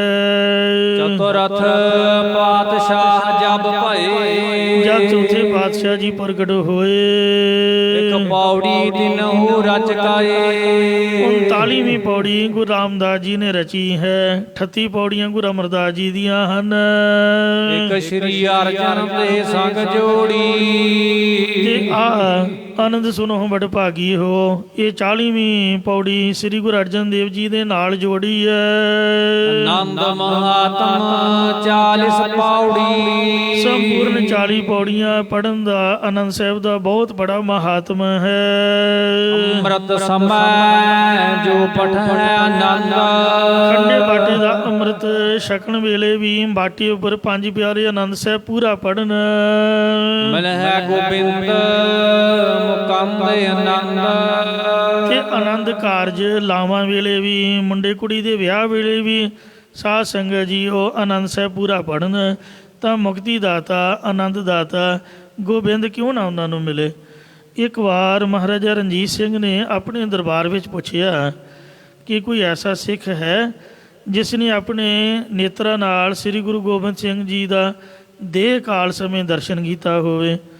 ਤਦੋਂ ਬਹੁਤ ਖੋਜ ਕਰਨ ਤੋਂ ਪਿਸ਼ੌਰ ਦੇ ਇਲਾਕੇ ਵਿੱਚ ਇੱਕ ਬਹੁਤ ਵੱਡੀ ਉਮਰ ਦੇ ਨਿਹੰਗ ਸਿੰਘ ਬਾਬਤ ਪਤਾ ਲੱਗਿਆ। ਉਹਨੂੰ ਬੜੇ ਸਤਿਕਾਰ ਸਹਿਤ ਪਾਲਕੀ 'ਚ ਬਿਠਾ ਕੇ ਲਿਆਂਦਾ ਗਿਆ। ਜਦੋਂ ਪਾਲਕੀ ਮਹਾਰਾਜੇ ਰਣਜੀਤ ਸਿੰਘ ਦੇ ਦਰਬਾਰ 'ਚ ਆਈ ਤਾਂ ਮਹਾਰਾਜੇ ਨੇ ਜਾਣਿਆ ਕਿ ਸਿੱਖ ਨੇ ਗੁਰੂ ਸਾਹਿਬ ਦੇ ਦਰਸ਼ਨ ਅੱਖਾਂ ਨਾਲ ਕੀਤੇ ਨੇ। ਆਪ ਉੱਠ ਕੇ ਪਾਲਕੀ ਨੂੰ ਮੋਢਾ ਦਿੱਤਾ ਅਤੇ ਸਤਿਕਾਰ ਨਾਲ ਆਪਣੇ ਤੋਂ ਉੱਚੇ ਆਸਣ 'ਤੇ ਬਿਠਾ ਲਿਆ। ਸਤਿਕਾਰ ਸਹਿਤ ਮਹਾਰਾਜੇ ਨੇ ਪੁੱਛਿਆ, ਤੁਸੀਂ ਗੁਰੂ ਜੀ ਦੇ ਕਿਤਨੀ ਕੁ ਵਾਰ ਦਰਸ਼ਨ ਕੀਤੇ ਸਿੰਘ ਜੀ, ਅਤੇ ਗੁਰੂ ਜੀ ਦਾ ਸੁਭਾਅ ਅਤੇ ਚਿਹਰਾ ਮੂਹਰਾ ਆਦਿਕ ਅੰਗ ਕਿਹੋ ਜਿਹੇ ਸਨ। ਤਦੋਂ ਉਸ ਬਿਰਧ ਸਿੰਘ ਨੇ ਸੱਜਲ ਨੇਤਰਾਂ ਨਾਲ ਕਿਹਾ ਕਿ ਮੈਂ ਬਹੁਤ ਲੰਮਾ ਸਮਾਂ ਗੁਰੂ ਜੀ ਦੇ ਦਰਸ਼ਨ ਕਰਦਾ ਰਿਹਾ। ਸਤਿਗੁਰੂ ਜੀ ਉੱਚੀ ਥਾਂ ਉੱਪਰ ਬੈਠਦੇ ਸੀਗੇ, ਸਭਨਾਂ ਦੇ ਉੱਪਰ ਦਿਆਲਤਾ ਭਰੀ ਦ੍ਰਿਸ਼ਟੀ ਰੱਖਦੇ ਸਨ, ਹਰ ਵਕਤ ਤਿਆਰ ਰਹਿੰਦੇ ਸੀ। ਸ਼ਾਮੀ ਮੈਂ ਜੋਤੀ ਜੋਤ ਸਮਾਉਣ ਦੀ ਕਥਾ ਸੰਗਤਾਂ ਨੂੰ ਸੁਣਾਈ ਹੈ ਅਤੇ ਮੈਂ ਆਪ ਵੀ ਹੈਰਾਨ ਹੋ ਗਿਆ ਕਿ ਗੁਰੂ ਜੀ ਸੱਚਖੰਡ ਚੱਲੇ ਨੇ ਅਤੇ ਕੋਈ ਇਹੋ ਜਿਹਾ ਸ਼ਸਤਰ ਨਹੀਂ ਹੋਣਾ ਜਿਹੜਾ ਆਪਦੇ ਸਰੀਰ ਨੂੰ ਨਾ ਲਾਇਆ ਹੋਵੇ। ਕਮਰ ਕੱਸੇ ਵਿੱਚ ਪੇਸ਼ ਕਬਜ਼ ਕੀ, ਜਮਦਾੜ ਕੀ, ਕੁਹਾੜਾ ਕੀ, ਹੱਥ ਵਿੱਚ ਬਰਸ਼ੀ, ਮੋਢੇ 'ਤੇ ਤਨੁਖ ਅਤੇ ਸਾਧ ਸੰਗਤ ਜੀ ਉਹ ਭੱਥਾ ਅਤੇ 3.5 ਫੁੱਟੀ ਤਲਵਾਰ, ਗਾਤਰੇ, ਖੰਡੇ ਚੱਕਰ ਅਤੇ ਛੋਟੀ ਕਿਰਪਾਨ ਸੀਸ ਦੇ ਵਿੱਚ। ਇਹ ਸਾਰੇ ਸ਼ਸਤਰ ਬਸਤਰ ਗੁਰੂ ਸਾਹਿਬ ਜੀ ਨੇ ਸਜਾਏ, ਹਰ ਵਕਤ ਤਿਆਰ। ਜਦੋਂ ਮਹਾਰਾਜ ਬਿਰਾਜੇ ਹੁੰਦੇ ਉਦੋਂ ਵੀ ਸ਼ਸਤਰ ਦਾ ਵਿਸਾਰ ਨਹੀਂ ਸੀ ਖਾਂਦੇ। ਨੰਗੀ ਕਿਰਪਾਨ ਤੁਸੀਂ ਵੇਖੀ ਹੋਊਗੀ ਮਾਛੀਵਾੜੀ ਦੇ ਜੰਗਲਾਂ 'ਚ, ਪੈਰੀ ਜੁੱਤੀ ਨਹੀਂ ਹੈ, ਚੋਲਾ ਫਟ ਗਿਆ ਪਰ ਕਿਰਪਾਨ ਹੱਥੋਂ ਨਹੀਂ ਛੱਡੀ। ਜਦ ਗੁਲਖਾਂ ਨੇ ਕਟਾਰ ਮਾਰੀ ਗੁਰੂ ਜੀ ਨੂੰ ਵੱਖੀ ਦੇ ਵਿੱਚ ਅਤੇ ਮਹਾਰਾਜ ਨੇ ਆਪਦੇ ਪਾਸੇ ਪਈ ਤਲਵਾਰ ਇੱਕਦਮ ਕੱਢ ਕੇ ਉਹਨੂੰ ਝਟਕਾ, ਸੁੱਤੇ ਪਿਆ ਨਹੀਂ ਉੱਠ ਕੇ, ਉਹਨੂੰ ਗੇਟੋਂ ਬਾਹਰ ਨਹੀਂ ਸੀ ਲੰਘਣ ਦਿੱਤਾ, ਉੱਥੇ ਹੀ ਅੰਦਰ ਹੀ ਸੁੱਟ ਲਿਆ ਉਹਦਾ ਗਾਟਾ ਲਾ ਕੇ। ਇੰਨੇ ਮਹਾਰਾਜ ਐਕਟਿਵ ਸਨ, ਤਿਆਰ। ਔਰ ਜਿੱਧਰ ਵੀ ਨਿਗਾਹ ਜਾਂਦੀ ਉੱਧਰ ਦੁਸ਼ਮਣਾਂ ਨੂੰ ਵੀ ਨਿਹਾਲ ਕਰਦੇ। ਐਸਾ ਸਤਿਗੁਰਾਂ ਦਾ ਸੁਭਾਅ ਸੀਗਾ। ਮਹਾਰਾਜੇ ਨੇ ਕਿਹਾ ਕਿ ਸਤਿਗੁਰਾਂ ਬਾਬਤ ਕੋਈ ਹੋਰ ਬਚਨ ਸੁਣਾਓ। ਤਦੋਂ ਉਹਨਾਂ ਨੇ ਕਿਹਾ ਕਿ ਇੱਕ ਵਾਰ ਮੈਨੂੰ ਸਤਿਗੁਰਾਂ ਦੇ ਚਰਨਾਂ ਦੀ ਛੋਹ ਪ੍ਰਾਪਤ ਹੋਈ ਸੀ। ਗੁਰੂ ਸਾਹਿਬ ਜਦ ਘੋੜੇ 'ਤੇ ਚੜ੍ਹਦੇ ਤਾਂ ਸਿੰਘਾਂ ਦੀ ਮਰਿਆਦਾ ਸੀਗੀ ਕਿ ਉਹ ਰਕਾਬ ਨੂੰ ਪਕੜ ਕੇ ਕਿ ਰਕਾਬ ਹਿੱਲ ਨਾ ਜਾਏ, ਅਤੇ ਰਕਾਬ ਫੜ ਕੇ ਮਹਾਰਾਜ ਦਾ ਚਰਨ ਵਿੱਚ ਭੁਆਉਂਦੇ ਸੀਗੇ। ਗੁਰੂ ਸਾਹਿਬ ਨੇ ਇੱਕਦਮ ਆਰਡਰ ਦਿੱਤਾ ਵੀ ਚਲੋ ਬਾਈ ਸ਼ਿਕਾਰ ਖੇਡਣ ਜਾਣਾ। ਹਫੜਾ ਦਫੜੀ ਨਾਲ ਸਿੰਘ ਤਿਆਰ ਹੋਣ ਲੱਗ ਪਏ, ਕੋਈ ਸੱਜੇ ਕੋਈ ਖੱਬੇ, ਆਪ ਹੀ ਤਿਆਰੀ ਕਰਨ ਲੱਗ ਪਏ। ਅਤੇ ਕਾਹਲੀ ਨਾਲ ਮਹਾਰਾਜ ਜਦ ਚੜ੍ਹਨ ਲੱਗੇ, ਸਿੰਘ ਕੋਈ ਕੋਲ ਨਹੀਂ ਸੀਗਾ ਰਕਾਬ ਫੜਨ ਲਈ। ਮੈਂ ਮੌਕਾ ਵੇਖਿਆ, ਮੈਂ ਭੱਜ ਕੇ ਰਕਾਬ ਫੜ ਲਈ ਅਤੇ ਜੋੜਾ ਜਿਹੜਾ ਸੀਗਾ, ਜੋੜੇ ਸਮੇਤ ਮਹਾਰਾਜ ਦੇ ਚਰਨ ਮੇਰੇ ਹੱਥ ਨੂੰ ਟੱਚ ਕੀਤੇ। ਟੱਚ ਕਰਦਿਆਂ ਸਾਰੀ ਮੇਰੇ ਰੋਮ ਦੇ ਵਿੱਚੋਂ ਜਿਸ ਤਰ੍ਹਾਂ ਕਿਸੇ ਨੂੰ ਕਰੰਟ ਲਾ ਦਈਏ, ਅਤੇ ਉਹ ਸਾਰੇ ਸਰੀਰ ਦੇ ਵਿੱਚ ਦੀ ਵਾਹਿਗੁਰੂ ਵਾਹਿਗੁਰੂ ਨਾਮ ਦਾ ਪ੍ਰਵਾਹ ਚੱਲ ਪਿਆ। ਇੰਨਾ ਆਨੰਦ ਪ੍ਰਾਪਤ ਹੋਇਆ ਮੈਂ ਕਹਿ ਨਹੀਂ ਸਕਦਾ। ਮੈਂ ਨਾਲ ਦੇ ਸਿੰਘਾਂ ਤੋਂ ਪੁੱਛਿਆ ਕਿ ਵੀ ਕੀ ਕਾਰਨ। ਉਹਨਾਂ ਨੇ ਕਿਹਾ ਕਿ ਜੋ ਵੀ ਇੱਕ ਵਾਰ ਸਤਿਗੁਰਾਂ ਦੇ ਚਰਨਾਂ ਦੀ ਛੋਹ ਪ੍ਰਾਪਤ ਕਰ ਲੈਂਦਾ, ਉਹਦੇ ਅੰਦਰ ਇੱਕ ਰਸ ਵਾਹਿਗੁਰੂ ਨਾਮ ਦੇ ਵਾਜੇ ਵੱਜਣ ਲੱਗ ਪੈਂਦੇ ਨੇ। ਐਸਾ ਮਹਾਰਾਜ ਜੀ ਦੀ ਬਾਣੀ ਦਾ ਅੱਜ ਵੀ ਆਨੰਦ ਹੈ। ਜੇ ਕੋਈ ਸ਼ਰਧਾ ਭਾਵਨਾ ਦੇ ਨਾਲ ਗੁਰੂ ਸਾਹਿਬ ਦੀ ਹਜ਼ੂਰੀ ਦੇ ਵਿੱਚ ਪੜ੍ਹੇ ਸੁਣੇ ਅਤੇ ਮਹਾਰਾਜ ਦੀ ਕਿਰਪਾ ਹੋਵੇ। ਸਾਧ ਸੰਗਤ ਜੀਓ, ਇੱਥੇ ਆਨੰਦ ਸਾਹਿਬ ਬਾਣੀ ਦੀ ਕਥਾ ਸੰਪੂਰਨ ਹੋਈ ਹੈ। ਕੱਲ੍ਹ ਨੂੰ ਰਾਮਕਲੀ ਸਾਹਿਬ ਦੀ ਪ੍ਰਾਰੰਭ ਹੋਵੇਗੀ।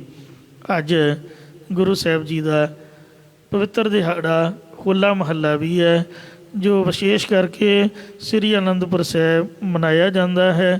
ਲੋਕਾਂ ਦੀ ਹੋਲੀ ਹੈ, ਪਰ ਇਹਦੇ ਵਿੱਚ ਨਿਗਾਰ ਆ ਗਿਆ ਸੀ, ਕੁਰੀਤੀਆਂ ਹੋਣ ਲੱਗ ਪਈਆਂ ਸਨ, ਕਾਮ ਵਾਸ਼ਨਾ ਉਤਪੰਨ ਹੁੰਦੀ, ਇੱਕ ਦੂਜੇ ਦੇ ਮੂੰਹ 'ਤੇ ਰੰਗ ਲਾਉਂਦੇ, ਲੜਾਈਆਂ ਝਗੜੇ ਹੁੰਦੇ। ਸਾਹਿਬਾਂ ਨੇ ਹੋਲਾ ਮਨਾਉਣ ਦੀ ਆਗਿਆ ਕੀਤੀ ਹੈ। ਸਿੰਘਾਂ ਦਾ ਪੁਲਿੰਗ ਹੁੰਦਾ, ਲੋਕਾਂ ਦੀ ਹੋਲੀ, ਸਿੰਘਾਂ ਦਾ ਹੋਲਾ। ਅਤੇ ਮਹੱਲਾ ਮਤਲਬ ਹੈ ਸ਼ਸਤਰ ਵਿੱਦਿਆ ਦੇ ਜੌਹਰ ਗੁਰੂ ਸਾਹਿਬ ਜੀ ਵੇਖਦੇ, ਗੱਤਕੇਬਾਜ਼ੀ ਦੇ ਘੋੜ ਦੌੜ ਕਰਾਉਂਦੇ, ਦਸਤਾਰਾਂ ਬਾਣੀ ਜਿਨ੍ਹਾਂ ਦੇ ਸੋਹਣੇ ਹੁੰਦੇ ਉਹਨਾਂ ਨੂੰ ਇਨਾਮ ਦਿਆ ਕਰਦੇ। ਉਹਦੇ ਤੋਂ ਹੀ ਮਹਾਰਾਜ ਦੇ ਵੇਲੇ ਤੋਂ ਹੀ ਅਨੰਦਪੁਰ ਸਾਹਿਬ ਹੋਲੇ ਮਹੱਲੇ ਦਾ ਪਵਿੱਤਰ ਦਿਹਾੜਾ ਮਨਾਇਆ ਜਾ ਰਿਹਾ। ਅੱਜ ਵੀ ਬਹੁ ਗਿਣਤੀ ਵਿੱਚ ਸੰਗਤਾਂ ਉੱਥੇ ਨਗਰ ਕੀਰਤਨ ਵਿੱਚ ਸ਼ਾਮਲ ਹੋਣਗੀਆਂ। ਅਤੇ ਦੁਪਹਿਰੋਂ ਬਾਅਦ ਨਿਹੰਗ ਸਿੰਘ ਸਾਰੀਆਂ ਸੰਪਰਦਾਵਾਂ ਇਕੱਠੀਆਂ ਹੀ ਸੰਗਤਾਂ ਦੇ ਸਨਮੁਖ ਮਹੱਲਾ ਖੇਡਦੀਆਂ। ਇਉਂ ਗੁਰੂ ਸਾਹਿਬ ਦੀ ਪਵਿੱਤਰ ਯਾਦ ਮਨਾਈ ਜਾਂਦੀ ਹੈ। ਭਾਗਾਂ ਵਾਲੀਆਂ ਰੂਹਾਂ ਅਨੰਦਪੁਰ ਸਾਹਿਬ ਦਰਸ਼ਨ ਕਰਦੀਆਂ ਹੋਣਗੀਆਂ। ਅਸੀਂ ਇੱਥੇ ਹੀ ਸਿੰਘ ਸ਼ਹੀਦਾਂ ਗੁਰਦੁਆਰੇ ਬੈਠੇ ਹੀ ਮਹਾਰਾਜ ਦੇ ਚਰਨਾਂ 'ਚ ਸਾਡੀ ਹਾਜ਼ਰੀ ਲੱਗ ਜਾਏ। ਅਰਦਾਸ ਕਰਦੇ ਹਾਂ, ਸੱਚੇ ਪਾਤਸ਼ਾਹ ਸਾਡੀ ਹਾਜ਼ਰੀ ਪ੍ਰਵਾਨ ਕਰਨ ਜੀ, ਭੁੱਲਾਂ ਚੁੱਕਾ ਖਿਮਾ ਕਰਨ। ਸਮੂਹ ਸੰਗਤਾਂ ਨੂੰ ਅੰਮ੍ਰਿਤ ਦੀ ਦਾਤ ਰਹਿਤ ਵਿੱਚ ਤਿਆਰ ਰੱਖਣ। ਬਾਣੀ ਨਾਲ ਪ੍ਰੇਮ ਬਖਸ਼ਣ ਜੀ। ਸੁਣਤੇ ਪੁਨੀਤ ਕਹਿਤੇ ਪਵਿੱਤ ਸਤਿਗੁਰ ਰਹਿਆ ਭਰਪੂਰ, ਗੁਰ ਚਰਨ ਲਾਗੇ ਵਾਜੇ ਅਨਹਦ ਤੂਰੇ। ਵਾਹਿਗੁਰੂ ਜੀ ਕਾ ਖਾਲਸਾ, ਵਾਹਿਗੁਰੂ ਜੀ ਕੀ ਫਤਿਹ।